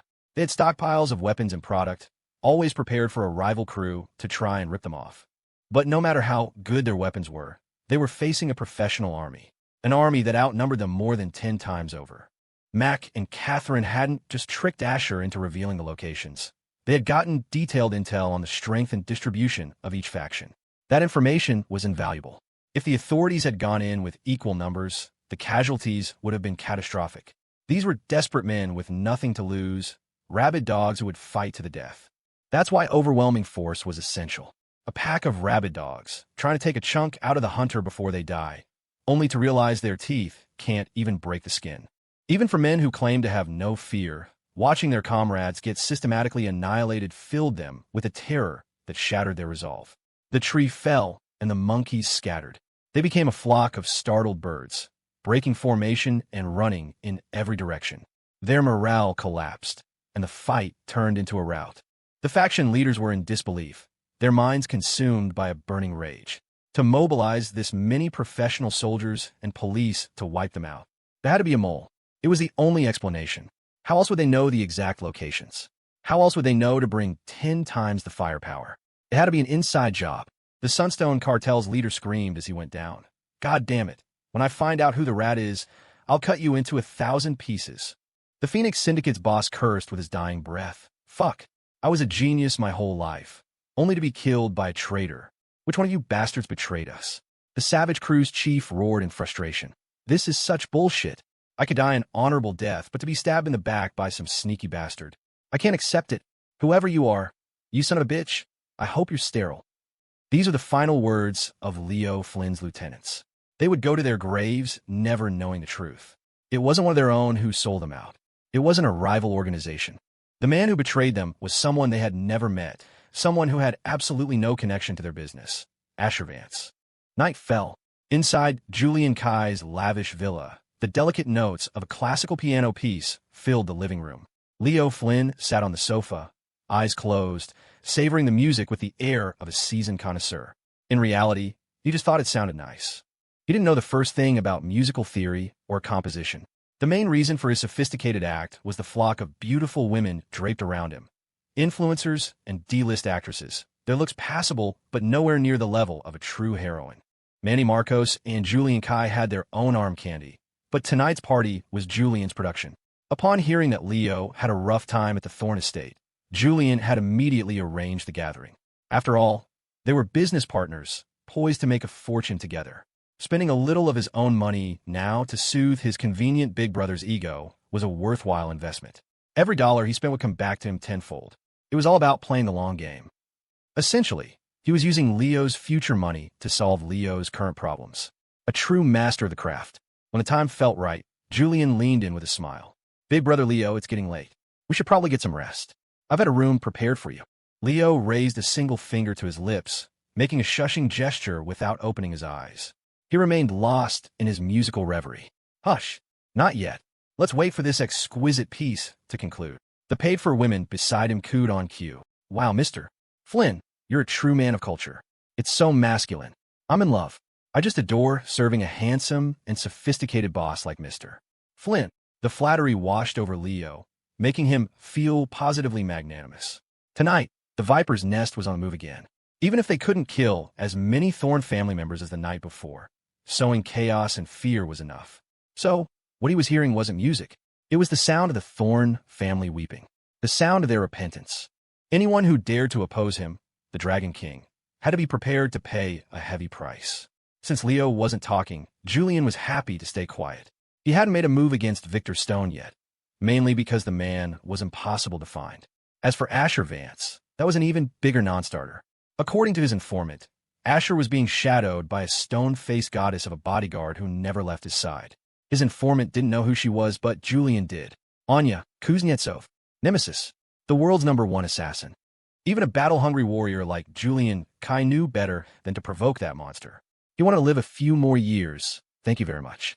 The piano piece was halfway through when a phone on the coffee table began to vibrate. BZZZZZT. Leo's brow furrowed, but he kept his eyes closed, maintaining his look of artistic bliss. Whose phone is that? Turn it off, he said, his voice laced with annoyance. A brief, awkward silence followed. When no one moved, Leo's annoyance sharpened. Did you not hear me? Turn the phone off. Manny Marcos cleared his throat sheepishly. A boss, that's your phone. Leo's expression froze for a fraction of a second. The women around him stifled their giggles, not daring to laugh openly. The embarrassment lasted only a moment before Leo's thick skin took over. Hang it up, he commanded smoothly. Yes, sir. Manny did as he was told. A few seconds later, it started ringing again. Determined to maintain his facade, Leo had Manny hang up a second time. But when it rang a third time, he finally gave up the act and opened his eyes. The first time, they should have gotten the message. The second time, they should have known better. A third time meant it was urgent. He gestured for the phone. Julian raised a hand, signaling for the pianist to stop playing. Leo glanced at the caller ID, making a mental note of the name. If this wasn't important, there would be consequences. You couldn't run an organization without rules. He answered the call. What? Dragon King, we have a huge problem. What is it? Could it possibly be more important than what I'm doing right now? The Viper's Nest, the Sunstone Cartel, the Praetorians, the Phoenix Syndicate, and the Savage Crew. All 5 factions have been wiped out by the authorities. I thought it was something serious. Wait, what the hell did you just say? Say it again. All 5 of my factions were wiped out. Yes, sir. Wiped clean. The feds were decisive. They left no one alive. Holy mother of... Leo's face went from flushed red to a sickly green. It was a level of rage so profound it changed his very complexion. You tell me what happened. I want every single goddamn detail now, he roared, his earlier suave demeanor shattering into a million pieces. The women in the room shrank back, terrified. They suddenly suspected that if this man were a cannibal, he wouldn't hesitate to start eating people right now. Manny and Julian both had a sinking feeling. This was bad. This was very, very bad. The man on the other end of the line stammered through the explanation. He'd only just gotten the news himself. It had come out of nowhere. No warning, no whispers, not even a hint of trouble. One moment, everything was fine. The next, it was an all-out war with live ammunition. No games, no posturing, just annihilation. Based on the report and Leo's own deductions, the conclusion was brutally obvious. There was a mole in his organization. Leo's eyes were bloodshot with fury. To his men, he was a savior, a messiah. He had given them new lives, and they had repaid him with betrayal. I want to know who sold me out. I want the name of that backstabbing, ungrateful son of a bitch. 1,000,000 deaths would be too good for him. Yes, Dragon King, we're already investigating. We'll get you a satisfactory answer as soon as possible. The call ended. In an instant, Leo Flynn seemed to age 10 years. His years of careful planning, his network of loyal soldiers, all gone in less than a day. Did it not cost money to recruit them? Did it not take time and energy to train them? And after they became self-sufficient, did their illicit businesses not generate immense profits that were now lost forever? Money, money, money. But beyond the money, his primary weapon for crushing the Vance family was gone. He felt a crushing weight in his chest. Utter despair. Sensing his fragile state, Julian Kai discreetly waved his hand, dismissing the women from the room. Once they were gone, he approached cautiously. Big brother Leo, what happened? Why are you so upset? Yeah, boss, tell us what's wrong. Maybe we can help, Manny added, his face etched with concern. Leo's face was a dark mask of fury. His voice was a low, gravelly rasp. They're gone. All of them. The 5 factions I spent years cultivating in this country. Wiped out in a single day. Both Julian and Manny were stunned. With Leo's cunning, he would have taken every precaution to hide the locations of his crews. He was always meticulous, always careful not to leave a trace. How was that possible? Manny's grief was genuine. He felt Leo's loss as his own, and a wave of helpless anger washed over him. Julian, on the other hand, was a different story. The joys and sorrows of others were mostly irrelevant to him. Right now, he was just a fascinated spectator, waiting to see how this drama would unfold. Leo's eyes turned icy. There's a mole in my organization. A sharp intake of breath from both men. The factions being destroyed was a setback. A mole was a catastrophe. On paper, the 5 factions were run by their respective leaders. But in reality, all 5 answered to one man, Leo Flynn. He was the true boss. Meanwhile, the raids had caused a massive stir across the city. The authorities made no attempt to hide what had happened. This was a major victory in the war on crime, and they were proud of it. These criminals were monsters, parasites on society. The media outlets were all too happy to report on such a positive, decisive action. Of course, there was still a mountain of paperwork and follow-up to do. For their critical roles in the operation, Catherine Young and Mackenzie Prescott were hailed as heroes. Without their intelligence, the sweeping crackdown would have been impossible. Medals and commendations were surely on their way. At home, Asher was idly flipping through channels when a breaking news report stopped him cold. He shot up from the plush sofa, his face a mask of utter shock and disbelief. What the hell? The crooked-mouthed Dragon King's factions are gone. He knew those crews were the protagonist's secret weapon, his go-to force for all the dirty work the plot required. But with them gone, how was Leo supposed to take over the massive Vance Corporation? How was he supposed to be the villain-crushing hero? The more Asher thought about it, the weirder it got. He remembered lunch. Mac and Kate had asked him about the 5 factions, but they had seemed so clueless. If they didn't know, how did the authorities find out? He was completely bewildered. Had law enforcement infiltrated Leo's organization long ago and only just decided to spring the trap? Whatever the reason, Asher couldn't just sit back. He needed answers. He pulled out his phone, scrolled to his blocked list, and unblocked a number. He hesitated for a second, then hit dial.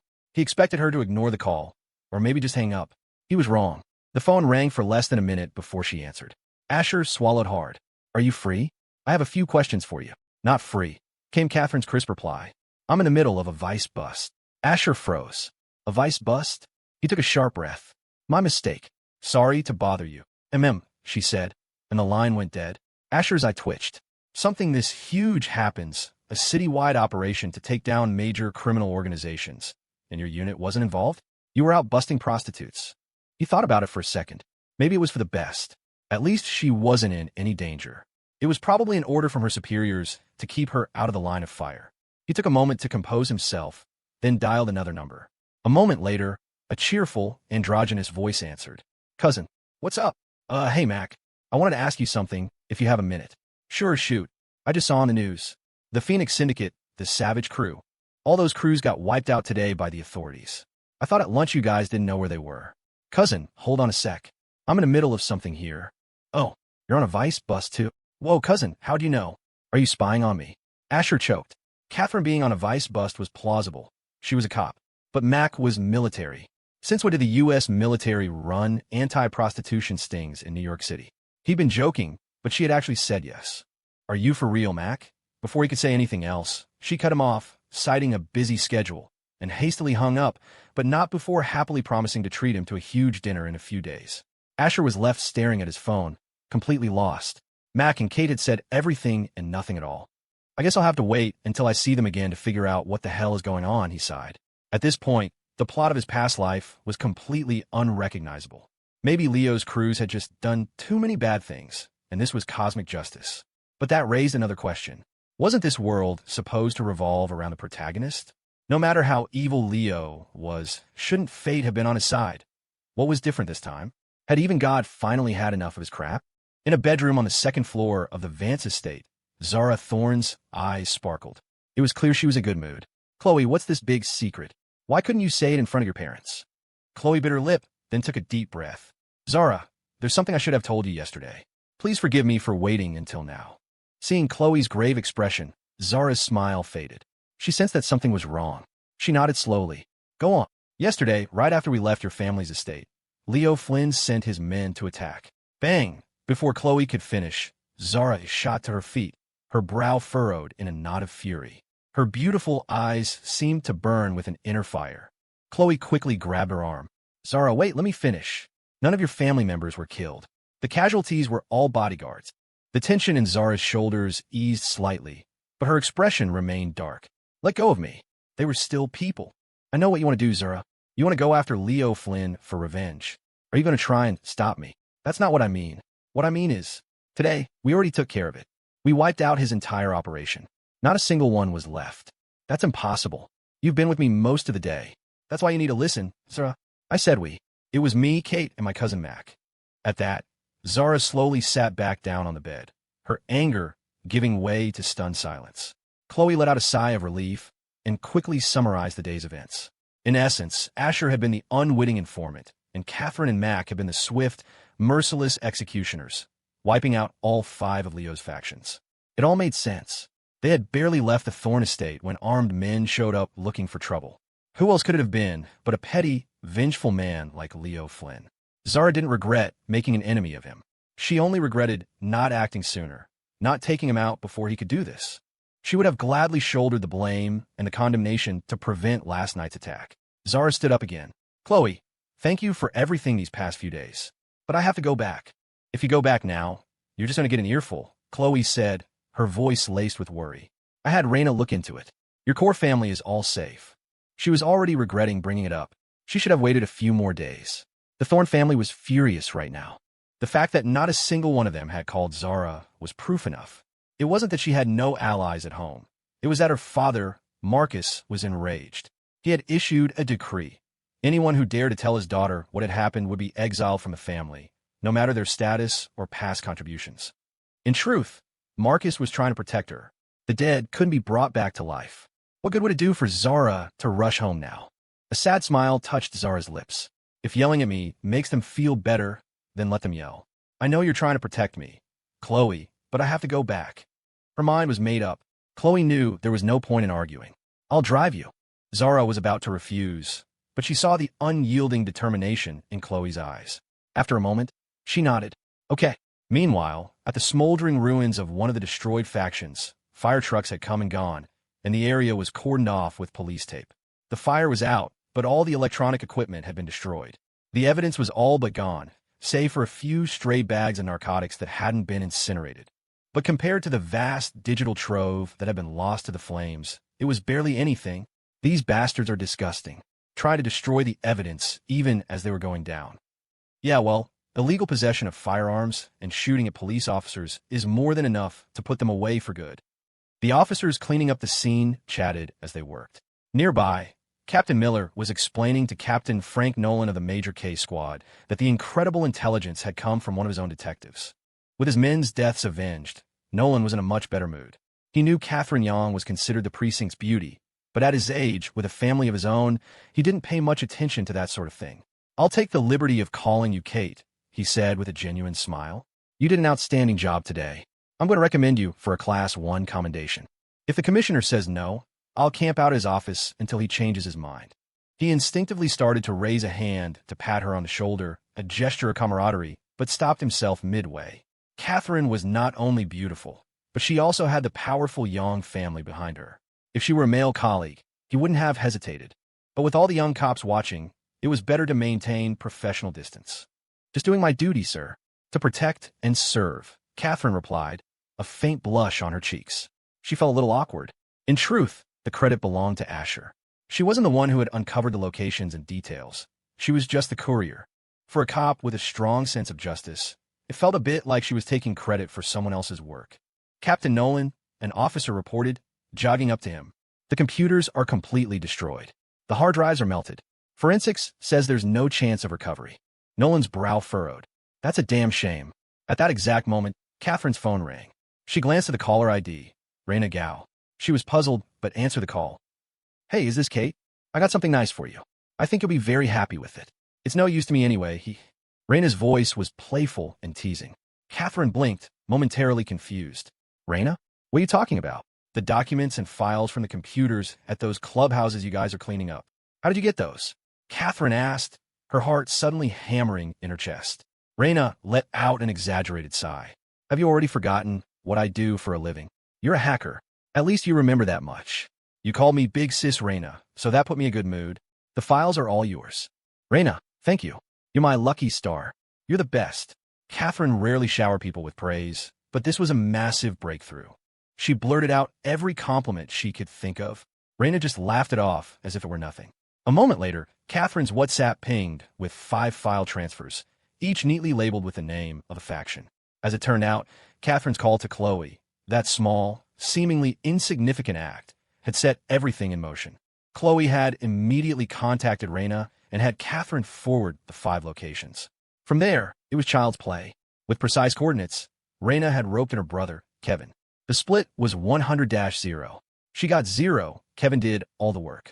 Please, these low-level criminal enterprises with their garbage-tier security software, it wasn't even worth her time. The grunt work was perfect for Kevin, even if the faction leaders had hired so-called computer experts to fortify their systems. Those experts were amateurs in Raina's eyes. Captain Nolan. Catherine's face was alight with excitement as she hurried back to the group of detectives. Nolan and his colleagues were in the middle of a debrief. Seeing her approach, he paused, a broad smile on his face. Kate, what's up? She had done him a huge service today. Of course he was happy to see her. Whatever she needed, he would help if he could. Sir, I found the document from the destroyed computers, she said, getting straight to the point. The men around him stared at her as if she'd grown a second head. Officer Young, you can't joke about something like that. Holy crap. All the computers were melted into slag. How could you possibly find anything? Nolan frowned at his men. Quiet. Let her finish. He then turned back to Catherine, his expression changing back to a warm, encouraging smile. Kate, could you explain what you mean? She nodded.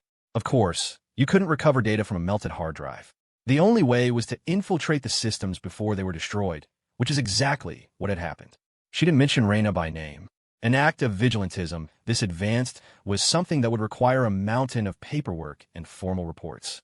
Hacking into 5 separate, secured criminal networks in a single afternoon? It was beyond belief. If they had sent the NYPD's own cybercrime unit, a team of a dozen elites, they might not have breached even one of those systems in that time. The official team was good, no doubt. But the criminals weren't idiots either. In a battle of equals, the defender always has the advantage. The defender can make mistakes. The attacker only needs to slip up once, get hit with a virus, and it's game over. After Catherine's explanation, Nolan and his men could no longer contain themselves. Their faces lit up with pure joy, their hearts pounding with excitement. As the captain, Nolan managed to maintain a shred of composure, but just barely. No one asked about the hacker. It was an unspoken agreement. They would turn a blind eye. Catherine wasted no more time and forwarded the 5 documents to Nolan. Ping, ping, ping. A series of notifications echoed in the quiet evening. Nolan's breathing grew ragged. He swallowed hard and clicked open one of the files. His eyes were glued to the screen, his hand trembling slightly as he scrolled. The other detectives crowded around, holding their breath. After a long moment, Nolan finally broke. He threw his arms up in the air, dancing a little jig of pure, unadulterated joy. He looked like a man possessed. This is it. This is it. It's all here. Every last goddamn piece of evidence. In his excitement, he instinctively turned to hug Catherine. Remembering himself at the last second, he swerved and grabbed the nearest male detective, pulling him into a bone-crushing embrace. The detective, a young man, turned bright red, utterly bewildered. Nolan was usually a stern, demanding captain. One mistake in the field could get you killed. Seeing him like this was a shock. After a moment, Nolan released his subordinate. Kate, Officer Young, on behalf of the entire Major K squad, thank you. This is another massive contribution. I'm going to recommend you for 2 Class 1 commendations. No, screw that. I'm going to fight to get you the Medal of Honor for this, he said, his voice ringing with sincerity. Catherine was dazed. A Class 1 commendation and the Medal of Honor? It was all happening so fast.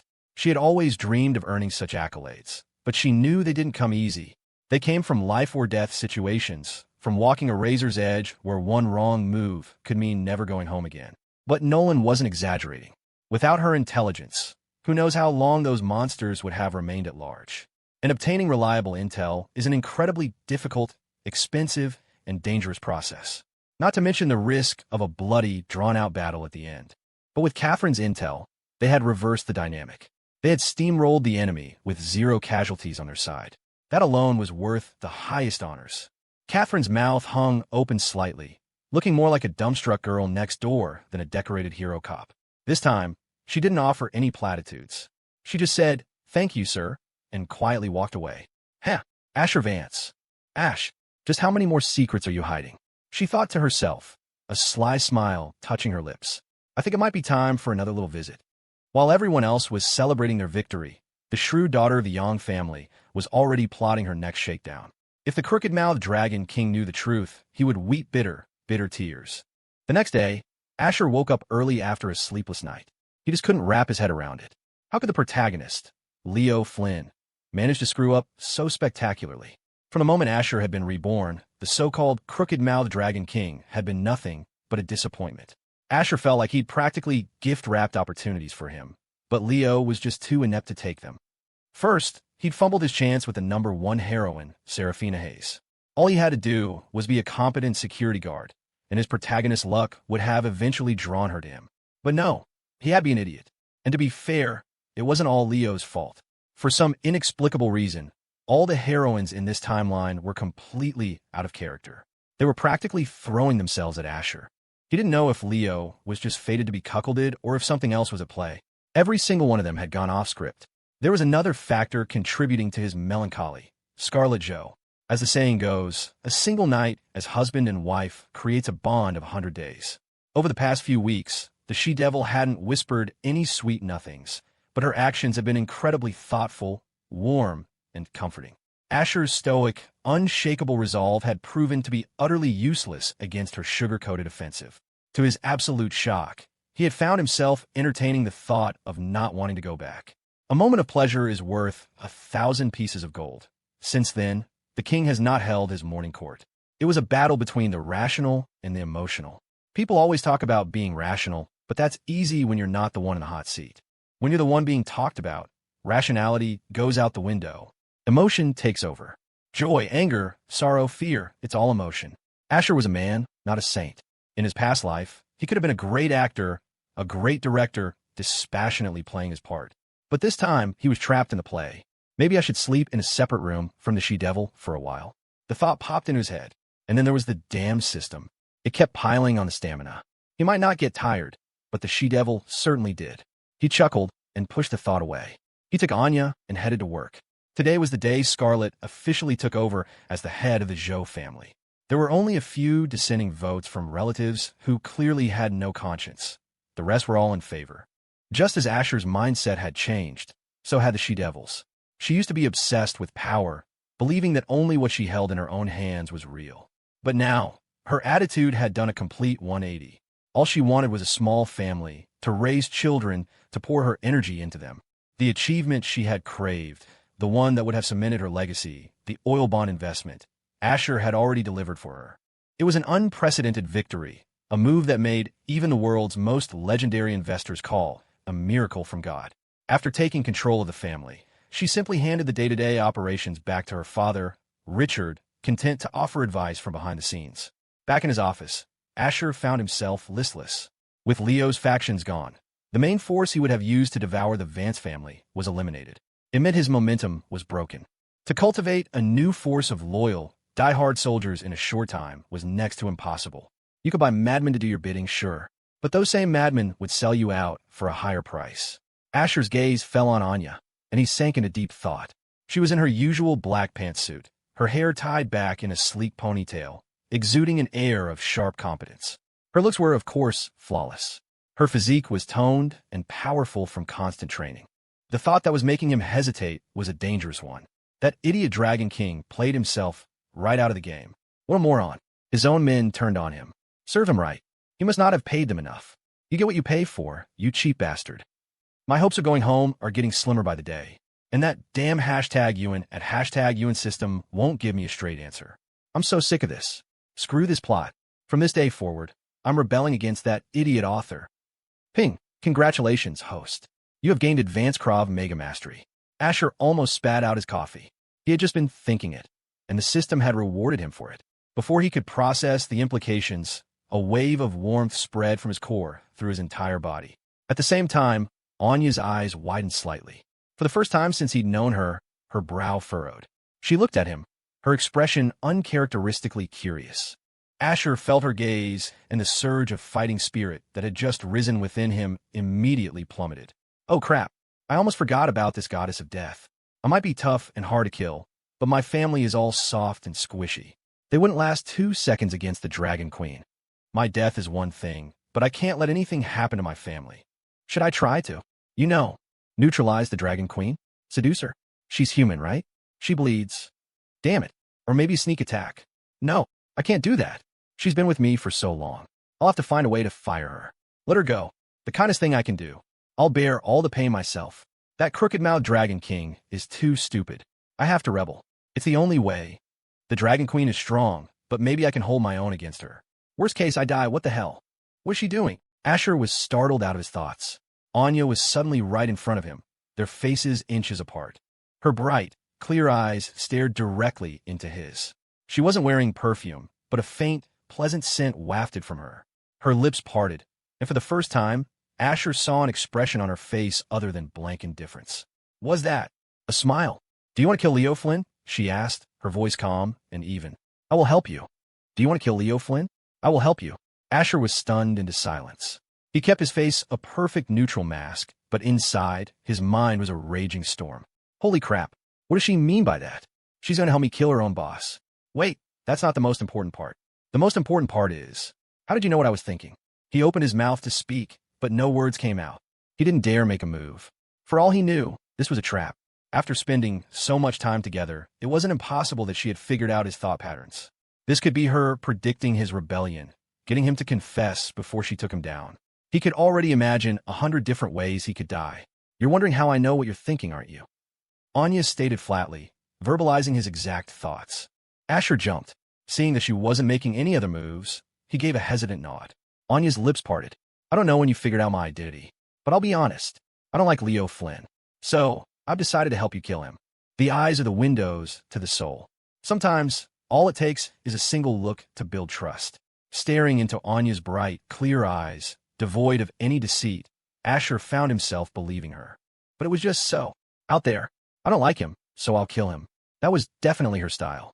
The poor, cuckolded Dragon King was going to be devastated. The shock was immense. Asher took a moment to compose himself. How am I supposed to believe you? He didn't care how she knew. All he wanted was a definitive answer.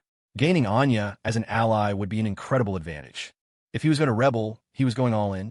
The last thing he wanted was for this to be some elaborate ruse, a pincer movement with the crooked-mouthed Dragon King to take him out. If that happened, he wouldn't even have a chance to cry. As he was lost in thought, Anya moved without warning. She leaned in and kissed him. This time, it was more intense than ever before. Her face was still a mask of indifference, but out of the corner of his eye, Asher could have sworn he saw a faint blush creep up her cheeks. At that exact moment, the office door swung open. Bang! Mr. Vance, you have a meeting this after, what? Jasmine Zhang's eyes went wide as saucers, her mouth hanging open. Oh my god, what was she seeing? Her boss was making out with his bodyguard in the middle of the office. Ugh, the shame, the absolute disgrace. Her throat went dry. She swallowed hard. She sniffled, and then, to Asher's utter horror, she silently backed out of the room, gently closing the door behind her. An eternity seemed to pass before Anya finally broke the kiss. Pup! Asher gasped, gulping in fresh air. Anya calmly took a tissue from the box on his desk and elegantly dabbed her lips. Then, whether intentionally or not, she muttered something she never had before. Getting better at this. Asher's face turned black. What could he even say to that? He wanted to object, but she wasn't wrong. After a moment of silence, Anya looked at him, her face back to its usual blank slate, save for the faint hint of pink on her cheeks. Do you believe me now? She asked, her voice even. He stared at her. She stared back. Neither of them spoke. In that moment, something clicked for Asher. Anya might be socially awkward, but she was far from stupid. Would a woman with her personality kiss a strange man? Never, unless she had acknowledged him on some level. Forget kissing. If you so much as grabbed her hand without permission, you'd be lucky to keep your arm. A shiver went down his spine as another, much bigger realization hit him. This was her pledge of allegiance. But it was a pledge she had seemingly made a long, long time ago. He remained silent. Anya waited patiently. After another long moment, having finally processed the bombshell revelations, Asher spoke. "All right, I believe you." The words were barely out of his mouth when Anya leaned in again. "Wait." Asher threw his hands up to stop her, but it was too late.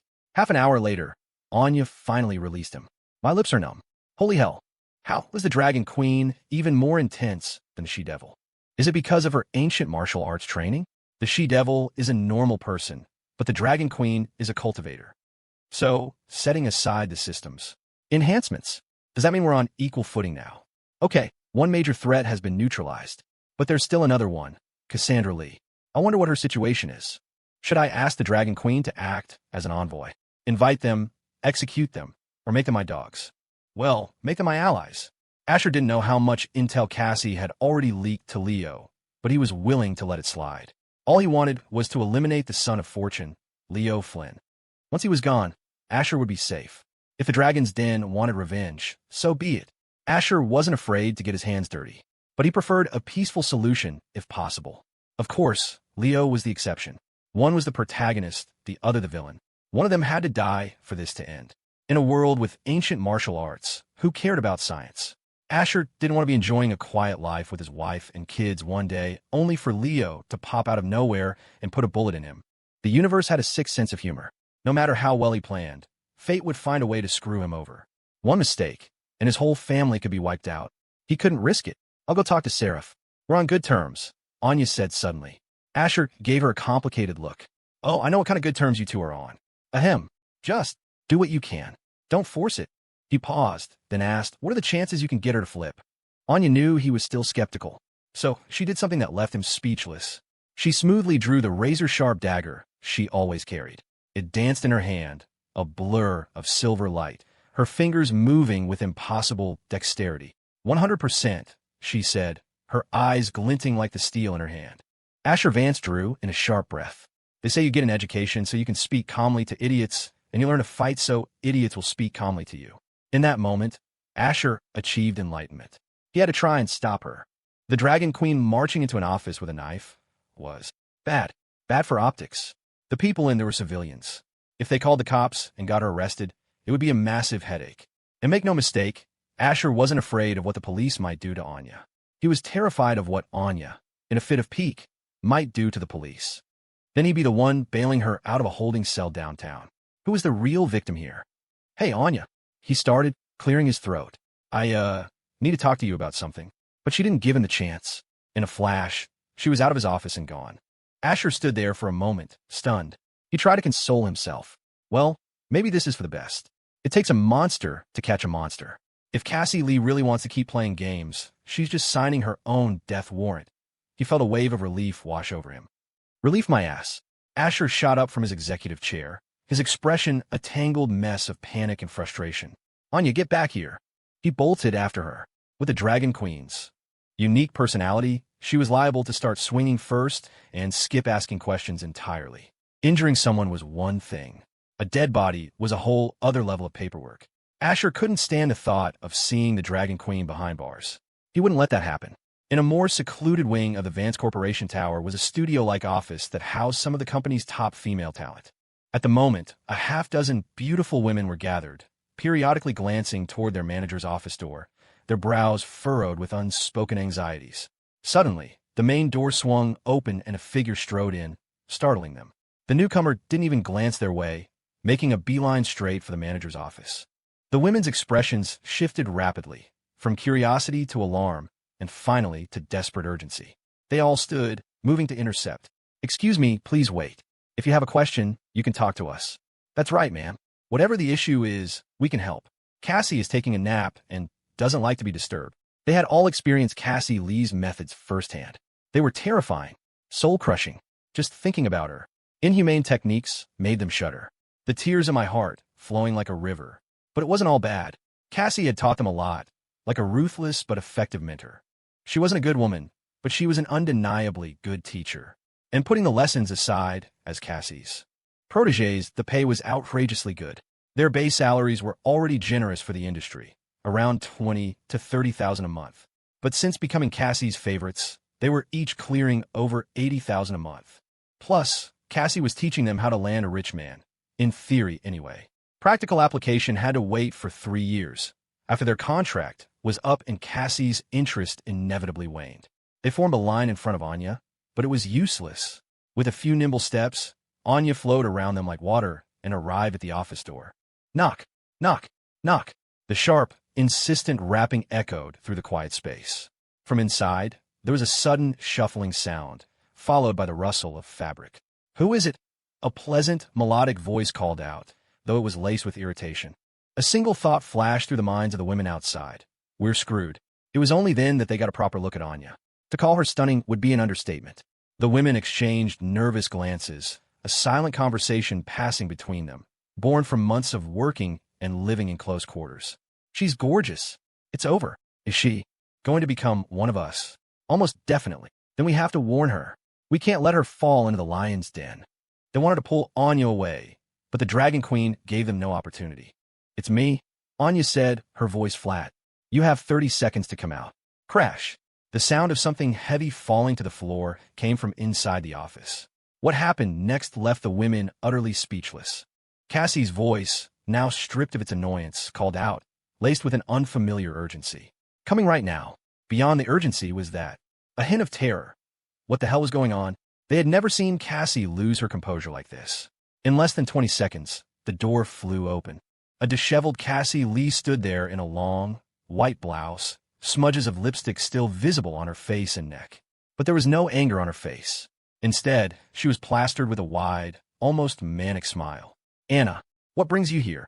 Anya just stared at her, silent. The onlooking women felt their worldview shatter once more. So, the invincible she-devil who ruled their lives had someone she was afraid of. Cassie's heart hammered at her chest. Her eyes darted to her stunned employees. What are you looking at? She snapped. Don't you have work to do? Scram. Go on, get back to your desks.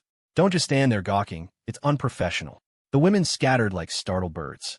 The she-devil's kryptonite had arrived, and while they would have loved to watch her squirm, they still had to earn their paychecks. They scurried back to their workstations, though their eyes remained glued to the drama. After shooing them away, Cassie turned back to Anya, her ingratiating smile returning. Anna, you so rarely visit my humble little corner of the world. Please come in, sit. Anya nodded and stepped forward.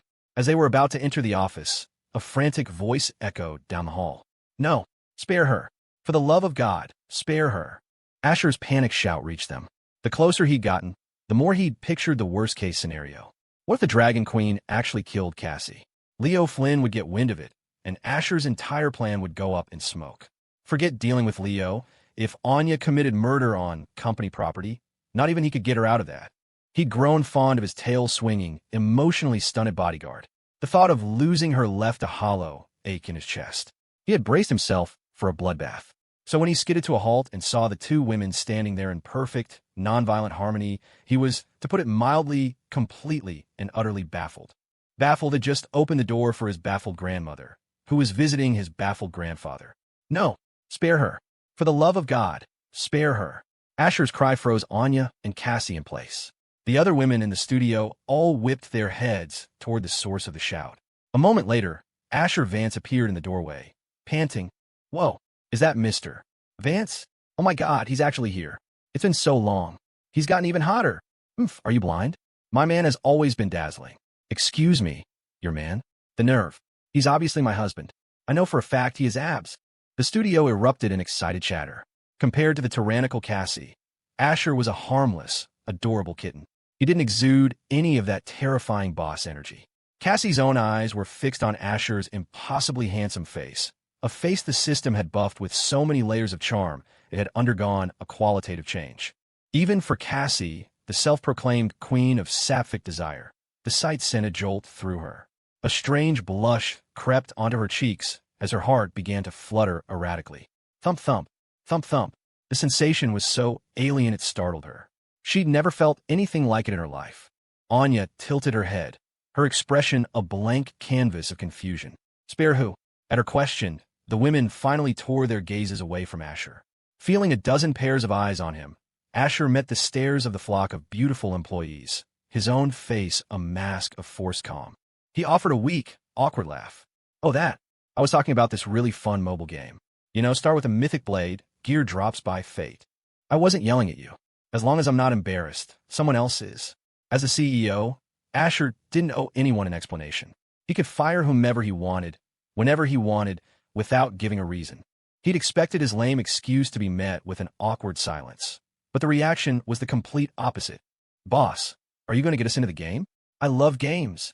What game is it? Let me play too. Mr. Vance, I'll play with you. I'm a really good support. Count me in. Me too.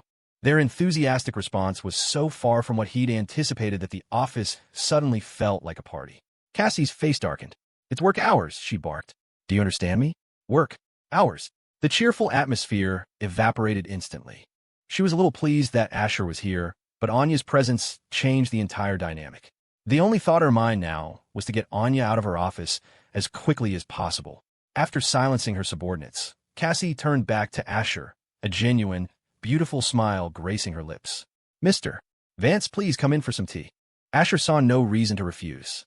He and Anya followed her into the office. Cassie paused at the door, her gaze sweeping over the other women. Her smile vanished, replaced by an icy glare. Behave yourselves. Get back to what you were doing. If I find out anyone was eavesdropping, you're dead tonight. You've all seen what I can do. If you want another taste of that living hell, I'll be happy to oblige. A spoonful of sugar followed by a slap. After sufficiently terrifying her staff, Cassie stepped inside and shut the door. She knew these little vixens all too well. Ugh, that shameless witch. Seriously, she gets all the perks. I'm so mad. Equals the nerve. The boss doesn't belong to you. He belongs to everyone. Summer, do you think the boss's wife knows he said that? He just got married. SSSS. That's the best part. A married man is peak hotness. Haven't you noticed he's even more charming than before? Married men are the best. They whispered amongst themselves, but it was just talk. None of them had the courage to actually make a move. Even if they did, a man like Asher wouldn't look twice at them. It was fun to dream, though. Back in the office, Cassie was bustling around, cheerfully preparing tea. Asher had taken a seat in the large executive chair, not by choice, but because Cassie had insisted. He tried to refuse, but she wouldn't take no for an answer, practically dragging him into it. The scent of perfume in the room was overwhelming. Asher sniffed the air. There had to be at least 10 different brands mixed together. Recalling Cassie's particular hobbies, he wasn't surprised. Oh, carrot. Oh, this is nice. She's really made this place her home. I have no regrets giving it to her. I'd pay any amount of money. Love is like a tide that surrounds us. Wow, it's strong in here. Wish I could open a window. Screech. Cassie slid open a window. She glanced at the stunned Asher, a seductive curve playing on her lips. Don't mind me, boss. It's a personal hobby. I just love perfume. She gestured around the room. And is it really so excessive for a woman to own 10 different brands? Are you using them on yourself? You using them on other people? You depraved. You have no shame. Not at all, Asher said, shaking his head. Cassie's smile twitched. Her eyes flickered toward the serenely composed Anya. Damn it. If Anya hadn't been here, Cassie would have absolutely manufactured an accident, a trip, a stumble, a hug that just so happened to transition into a perfect, bone-jarring shoulder throw. She could have just blamed it on her reflexes. Asher wouldn't have made a big deal out of it. After taking a sip of tea, Asher sat up straight and shot Anya a meaningful look. Time to get down to business. Anya nodded and fixed her gaze on Cassie. Cassie had been mentally preparing for this, but she still felt a knot of tension tighten in her stomach. Asher's internal monologue, besides the complaints, had revealed everything. Rebellion. It was time for a revolution. Time to come clean, Anya said, her voice devoid of emotion as she looked at Cassie. In truth, Cassie already knew the gist of it from Asher's mental broadcast. The infamous tofu queen first bit her lip, putting on a show of profound inner conflict. Then, the performance began. I'm so sorry, boss, she said, her voice trembling. I was sent here by Leo Flynn to hurt you. I didn't want to come, I swear. I knew you were a good person. Asher was baffled. A good person? Do good people deserve to get screwed over? Wait, that sounds suspiciously like she's putting me in the friend zone. At a subtle glance from Anya, Cassie continued her act. Her performance was a little raw compared to a master thespian like Asher, but it was more than enough to put most pretty boy actors to shame. From the moment I started here, it felt like I'd come home. I was so happy. I mean, I didn't even go home for New Year's Day because this is my home, Cassie declared, her voice filled with genuine passion. This threw Asher for a loop. He had prepared a whole speech to persuade her to stay, to turn against the crooked-mouthed Dragon King. He never expected this. Listening to Cassie's impassioned tirade, it was clear she despised Leo Flynn and was fiercely loyal to Asher, the kind of loyalty you couldn't chase away with a stick. The recruitment was going more smoothly than he could have ever imagined.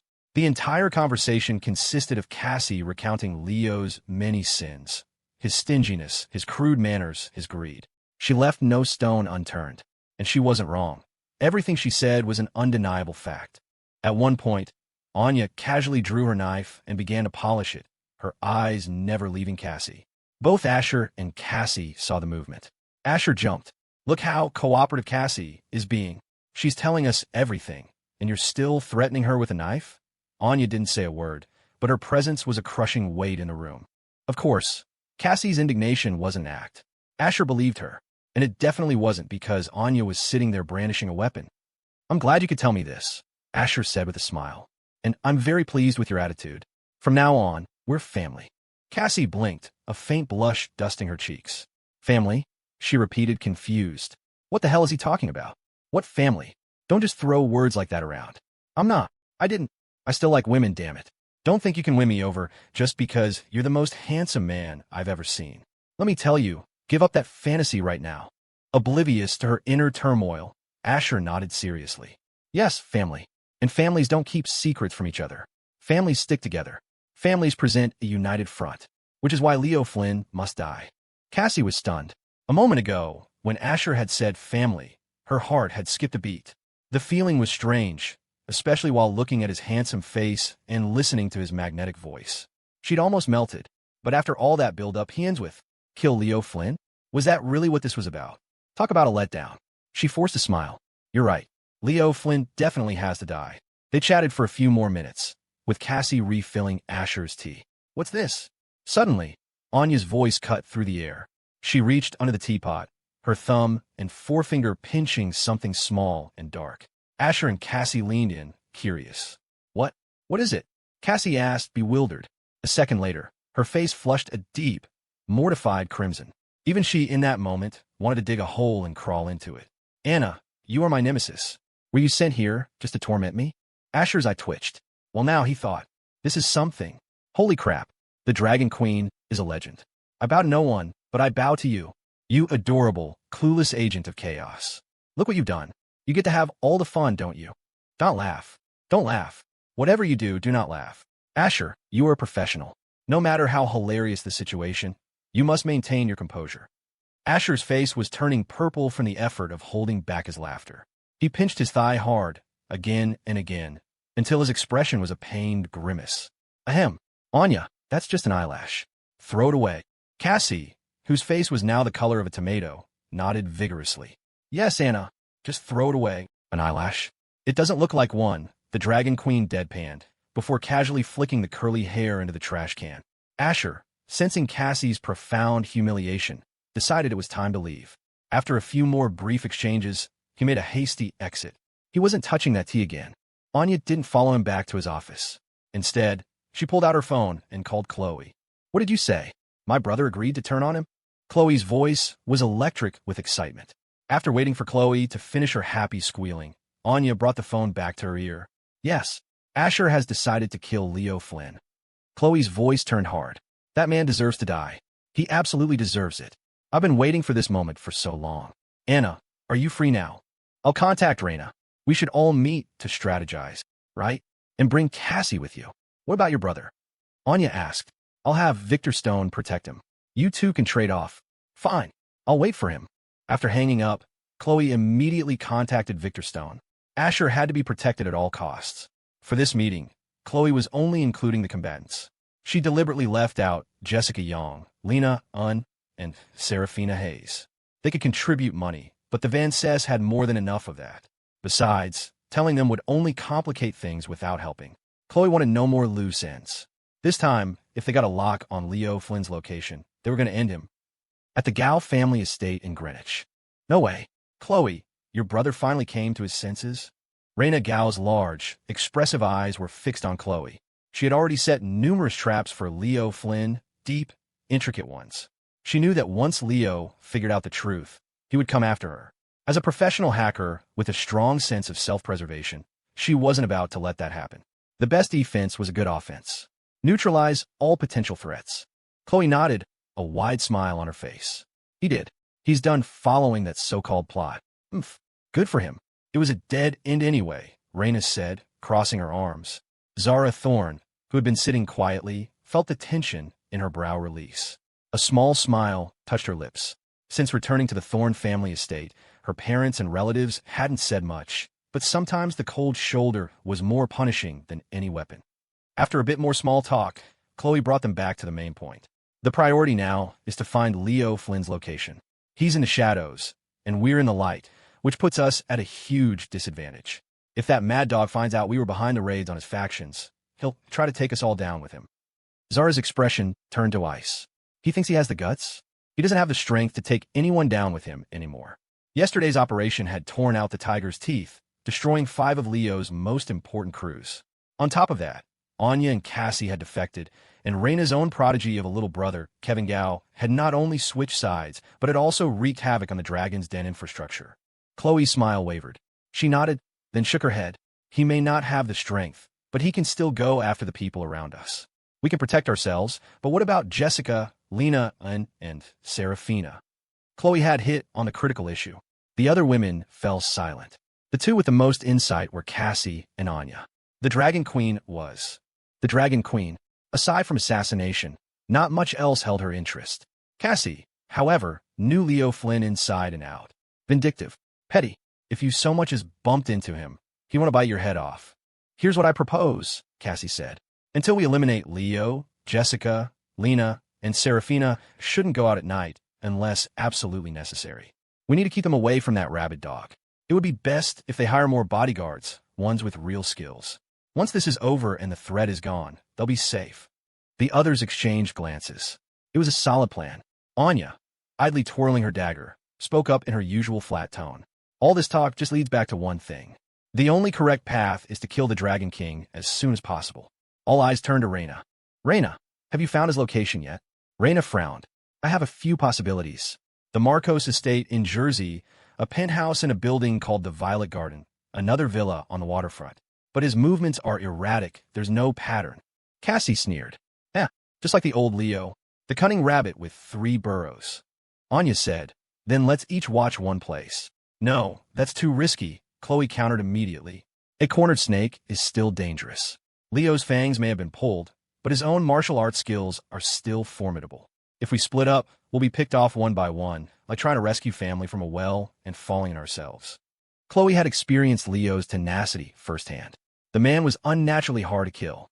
Give him a single moment to breathe, and he'd disappear to some godforsaken place to lick his wounds, only to return stronger than before. He was like a cockroach. You had to kill him in one shot to make sure he stayed down for good.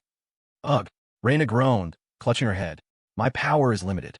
The area I can scan is too small. If I could just get access to the city's official surveillance network, finding him would be a piece of cake.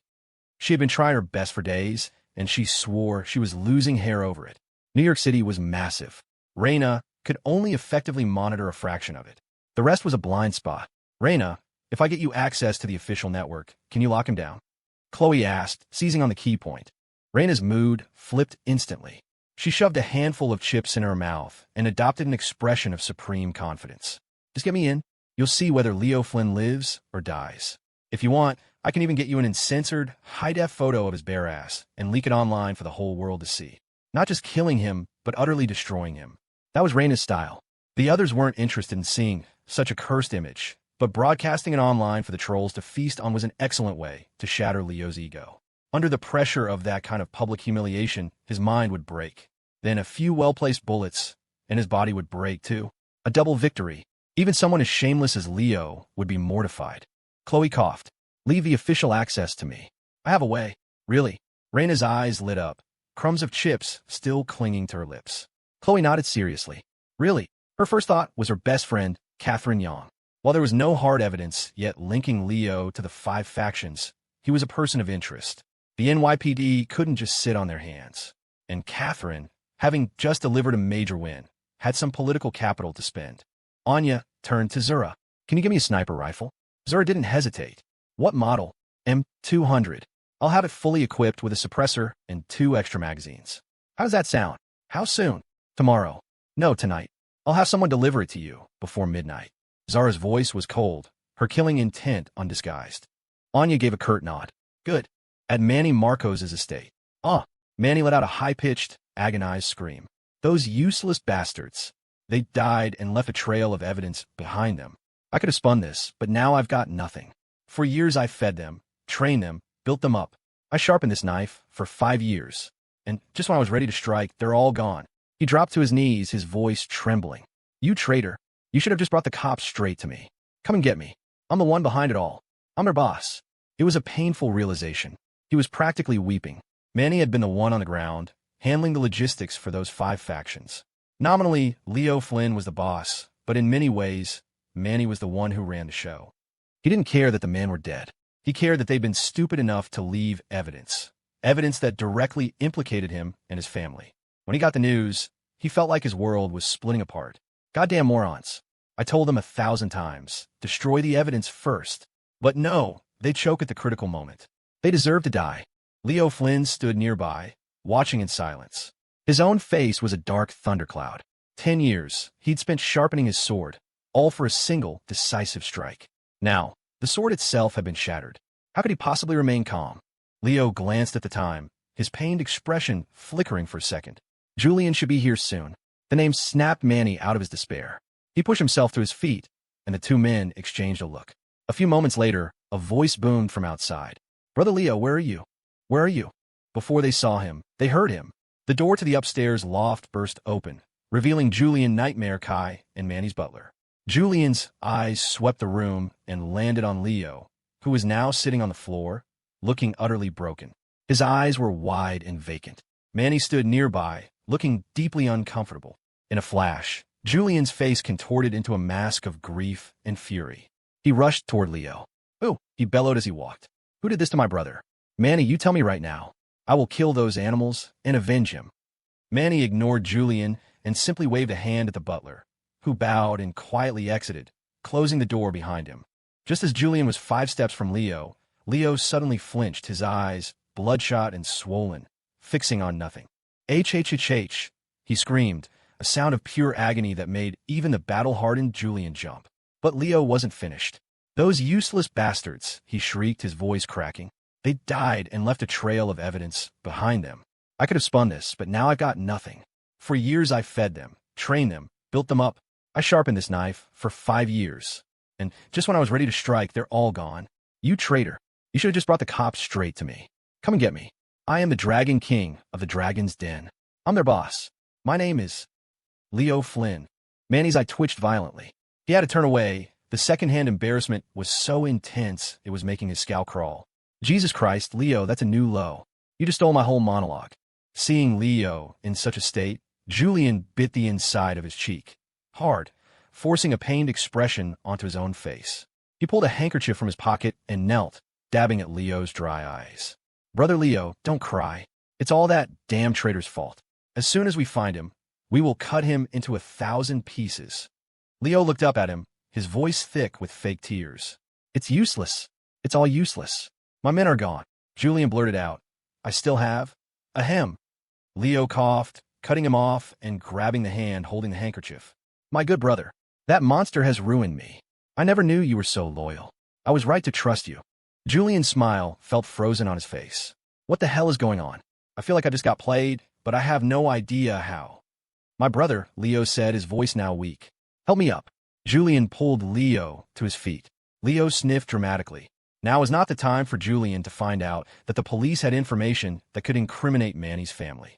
If Julian knew, with his personality, he'd be the first one to jump ship. Leo was done playing nice. He would use any means necessary to bring down the Vance family. Once their fortune was his, he would finally be free. Why were some people born into a world of Rolls-Royces and luxury, while he was born an orphan, starving and cold? He refused to accept it. Back when he was overseas, the resentment hadn't been so sharp. But returning to New York, especially after meeting a spoiled brat like Asher Vance, had pushed him over the edge. He had come to this city for three things: justice, justice, and more goddamn justice. He would redistribute the wealth. He would make the Vance fortune his own. He would tear down the sky itself if it stood in his way. "I'm going to rebuild my forces and launch a full-scale assault on the Vance family," Leo announced. Julian's eye twitched, but then he remembered that Leo still had Anya and Cassie, his two trump cards, in his back pocket. That was enough to make the plan seem plausible. "Brother Leo, what's your strategy?" An excellent question. A confident, cunning smile spread across Leo's face. He snapped his fingers. "Right now, Vance Corporation is at its peak, but a tall tree catches the wind. There are plenty of people who depend on the Vances for business, but I guarantee there are just as many who are praying for that tree to fall so they can pick at the corpse. After so many years on top, the Vances have made countless enemies. We will be the vanguard, the ones who strike the first blow for justice and for a world where no one has to suffer in poverty." He leaned in, his voice dropping to a conspiratorial whisper. "First, we go to the media. We'll leak stories about their brutal work culture, how they profit from blood money. We'll dig up every piece of dirt we can find. If there's nothing to find, we'll create it. A corporation that big has to have skeletons in its closet, things they've paid to keep quiet. We'll just pay to dig them back up. I will be the one to expose their sins. I am the sworn enemy of evil."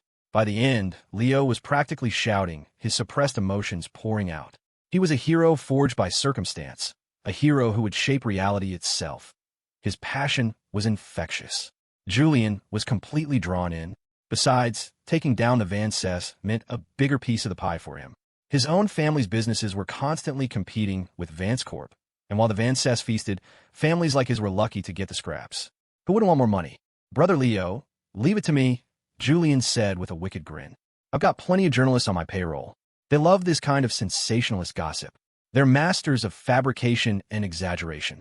Leo's lips curled into his signature smirk. "That's step one. Public opinion can turn a good man into a villain and a villain into a hero. It's all about controlling the narrative. We have to seize this chance, drop bombshells, create chaos, and teach that useless brat Asher Vance a lesson." His eyes gleamed. "Step two. Put Asher in the hospital for a month. Break his arms and legs. Let his parents and his new wife deal with that headache. With Vance Corp in chaos, we'll have more opportunities. The final step is to dismantle them piece by piece. Once the family is broken, it will be the perfect time to kick them while they're down. Dogs will always fight over a piece of meat." Leo paused, his expression turning solemn, righteous. "I, Leo Flynn, will make the whole world understand one thing. Without the Vance family, the earth will still turn. Without the Vance family, the sun will still rise." Manny and Julian felt a jolt. The sheer audacity of his words was captivating. They were completely won over. As the Dragon King, Leo Flynn possessed a strange, undeniable charisma. Manny felt like he was seeing the light again. Julian felt like this could actually work. He immediately began to strategize with Leo. Meanwhile, at an NYPD precinct in Manhattan, "Raina wants to use our official surveillance network?" "Okay, well, that's not impossible, but I can't authorize it myself. I'll have to ask." "Yes, don't worry, I'll do everything I can." Catherine Young hung up her phone and let out a long breath. Before, the idea of killing Leo had weighed on her. To bypass the law and execute someone who, technically, hadn't been sentenced to death went against everything she had been taught to believe. But after learning the true extent of Leo's crimes, her perspective had done a complete 180. The man was a monster in human skin. Any person with a decent moral compass would agree he deserved to die. His 5 factions had ruined countless lives and destroyed so many families. Against a villain like that, Catherine's tolerance was zero. She frowned. She knew the truth, but no one else did. In the Criminal Investigation Division, "Captain Nolan, just as you suspected, there's more in these evidence files. We couldn't find any prior communication between the 5 factions, but according to these documents, they were all connected." "Good. Keep digging. Don't miss a single detail," Captain Frank Nolan ordered, his hawk-like eyes sharp. Years of experience told him this was much bigger than it looked. "Yes, sir." The officer nodded and left. A moment later, another officer appeared at his door. "What is it?" Nolan asked. "Captain, Officer Young is here to see you. She says it's important, and she needs to speak with you alone." Nolan was surprised, but nodded. "Send her in." Catherine entered his private office to find the formidable captain of the CID personally brewing her a cup of tea. "Officer Young, please have a seat," Nolan said with a warm smile. This is a special reserve green tea I've been saving. It's not every day you grace my office, so I had to break out the good stuff. The intelligence Catherine had provided had closed a major case for him. He was genuinely grateful. She accepted the cup. She was here to ask a favor, after all. Her own clearance level wasn't high enough to access the city surveillance network. Even her own captain couldn't authorize it. But Nolan was different. Catherine took a sip before getting to the point. Captain, I need to request access to the department surveillance system to locate a person of interest. Nolan paused. He had access, but it wasn't something he could grant lightly. Can you tell me why?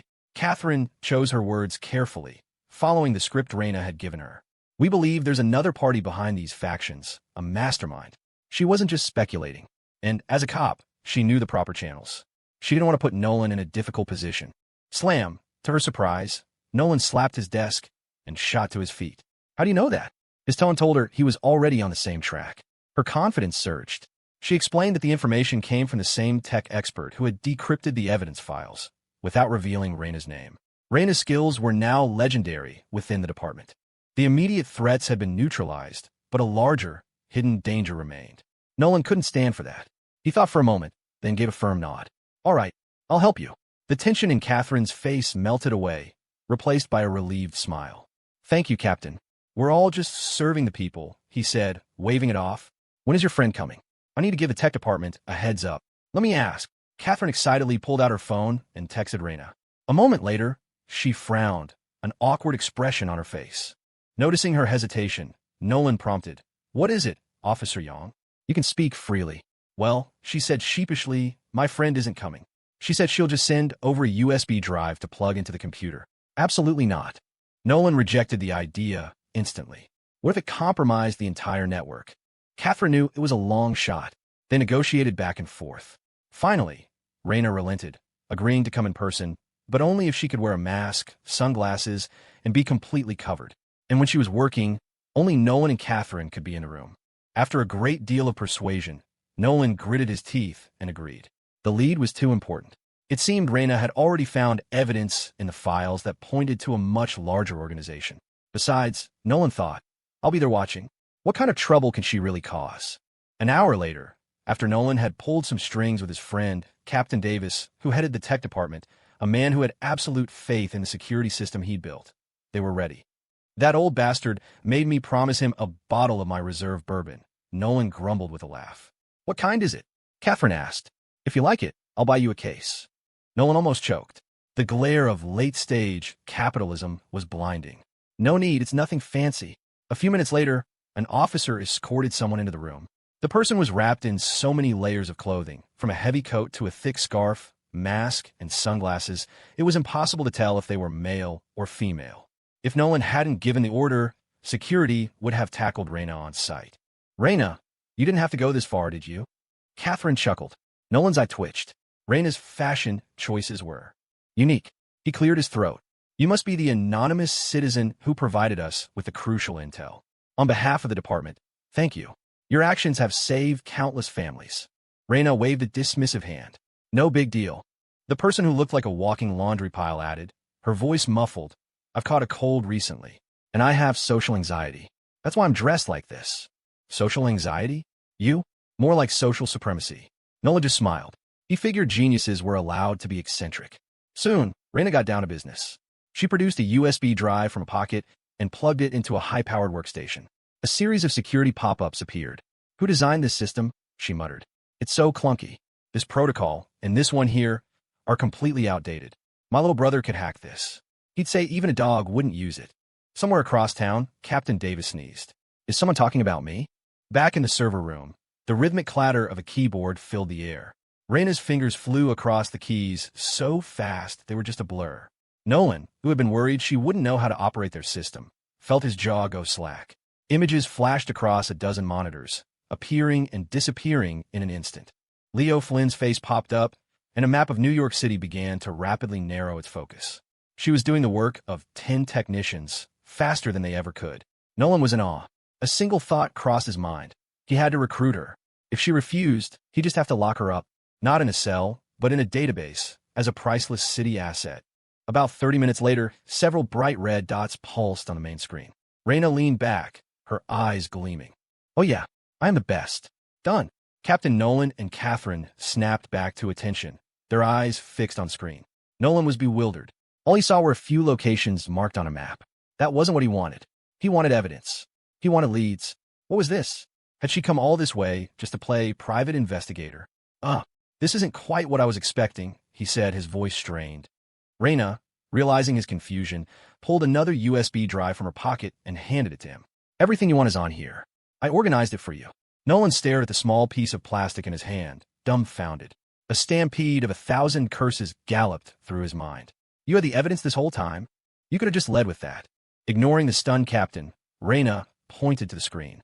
Catherine, write down all of these addresses. Catherine nodded and began scribbling in a small notebook. A short while later, she and Raina were gone. Nolan stood there for a long time, clutching the USB drive. Finally, he let out a deep breath. If it came from her, it had to be good. He turned to head back to his office, just as Captain Davis, the head of the tech department, came tearing around the corner. Nolan, where is she? He yelled, looking half-crazed. He grabbed Nolan by the shoulders. Where did she go? Nolan frowned, a bad feeling creeping over him. Who are you talking about? The tech genius. The computer wizard. What about her? Did she break something? Nolan asked, alarmed. Davis shook his head frantically. No, she didn't break anything. She upgraded our entire system. It's faster, more intuitive, more secure. God damn it, Nolan, where is she? I'm willing to get on my knees and beg her to be our new technical advisor. Nolan's mind was reeling. A legendary talent had been right under his nose. She left a while ago. What? Davis looked like he was about to have an aneurysm. Nolan, why didn't you say something? You never asked. And besides, weren't you the one bragging about how your system was impenetrable? Impenetrable, my ass. If that woman had malicious intent, she could have torn through my entire life's work in under an hour.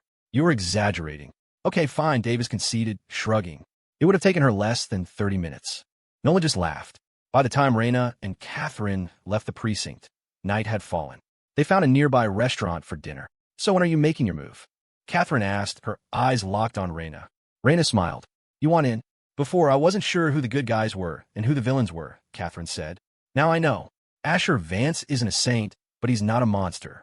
Leo Flynn, on the other hand, is pure evil. He deserves to die. Raina nodded in complete agreement. She remembered how Leo had tried to haggle over her rates while making the most demanding requests. Pay the least, ask for the most. Who wouldn't hate a guy like that? Khloe's last attempt was too rushed, Raina said, sipping her drink. This time, we need a flawless plan. Be patient. Now that we have Leo's potential locations, give me some time. I'll hack into every security camera in those areas. The city itself will become our eyes. Even if Leo Flynn grows wings, he won't be able to escape. When you go after him, you have to take me with you, Catherine insisted. I can help manage the aftermath. Don't worry, Raina, she added, her voice turning cold. I have no intention of letting him see the inside of courtroom.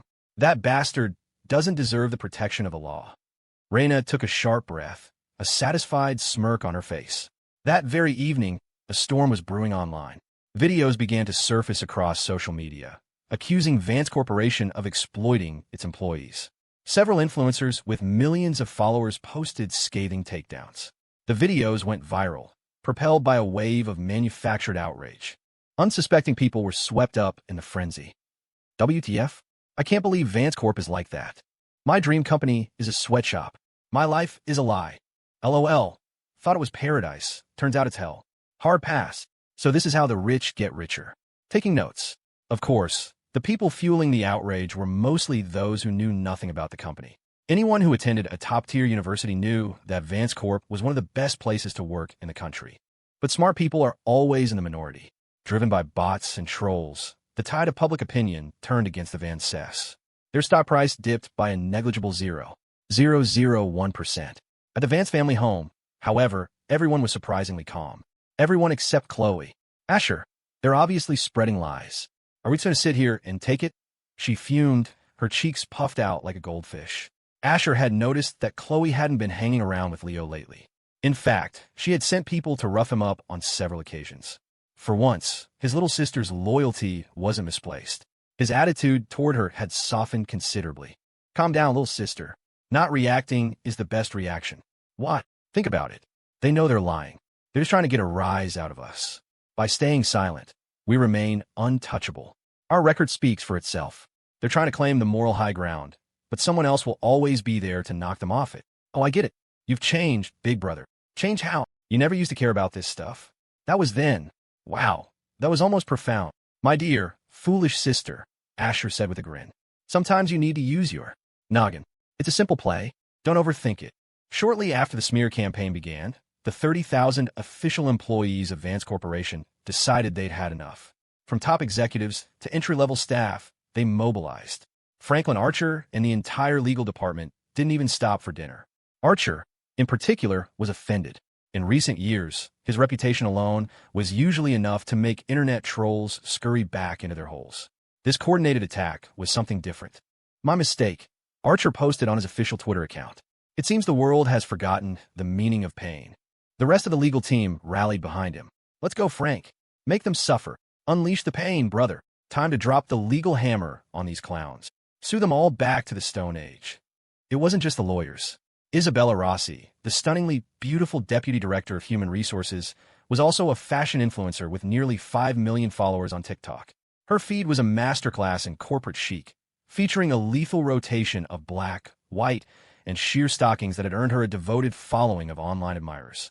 That evening, a colleague sent her one of the slanderous videos. Horrified, she immediately went live. Her chat was instantly flooded by her followers, who had transformed from admirers into a righteous mob.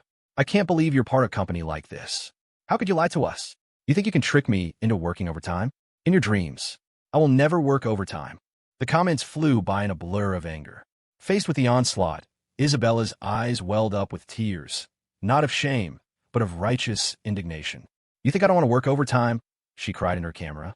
I would kill to work overtime. Why won't they let us? Why isn't 996 mandatory? Why is it only allowed during crunch time? It's not fair. Her audience was stunned into silence. They had seen people protest against overtime. They had never seen someone passionately demand it. Even if the pay is good, they thought, this is a bit much, isn't it? Isabella ignored the chat. She held up her employment contract, her manicured finger pointing to a specific clause. See this? She said, her voice cracking with emotion. Any overtime hours worked at night are paid at triple my normal rate. My base salary is $1 million a year. If I could work overtime every night, I could easily clear $3 million.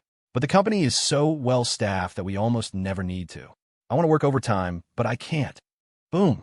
The internet collectively short-circuited. Not double pay, triple pay. It was common knowledge that Vance Corp treated its employees well, but this was on another level. After a moment of stunned silence, her live-stream chat exploded. Triple pay? Sign me up. I've been eating hardship since I was a kid. If I don't suffer a little every day, I don't feel right. It's not about the money. I just get bored when I'm not working. Where else can I find a job that pays triple for overtime? I'm so sorry, Vance Corp. You are good people. I'm deleting my negative comments right now. Are you guys hiring janitors? I would like to sweep your floors. Clips from her live stream went viral. She wasn't the only one. Other high-profile employees at the company, seeing the attack on their employer, decided they wouldn't take it lying down. They could handle personal insults, but an insult to Vance Corporation was an insult to them. They launched a full-scale counteroffensive. As the truth emerged, the public realized they had been played by rage-baiting influencers. The tide of outrage turned, and the angry mob redirected its fury at the original accusers. Back at Manny Marcos's villa, the party was in full swing, complete with beautiful women, expensive champagne, and loud music. The Vances must be having a meltdown right now, Julian slurred, raising his glass. The plan is working perfectly. Leo Flynn grinned. It was the best news he'd had since returning to the country. Brother, say no more. To us. Cheers. Cheers. After a few more rounds, Manny Marcos, looking a little green, slumped back on the couch. Not drinking anymore, Manny. Julian taunted, already several drinks ahead. The night is young. No more for me, Manny mumbled, waving a hand weakly. What a lightweight, Julian laughed. I, on the other hand, am a champion. I could drink 1,000 glasses and not fall.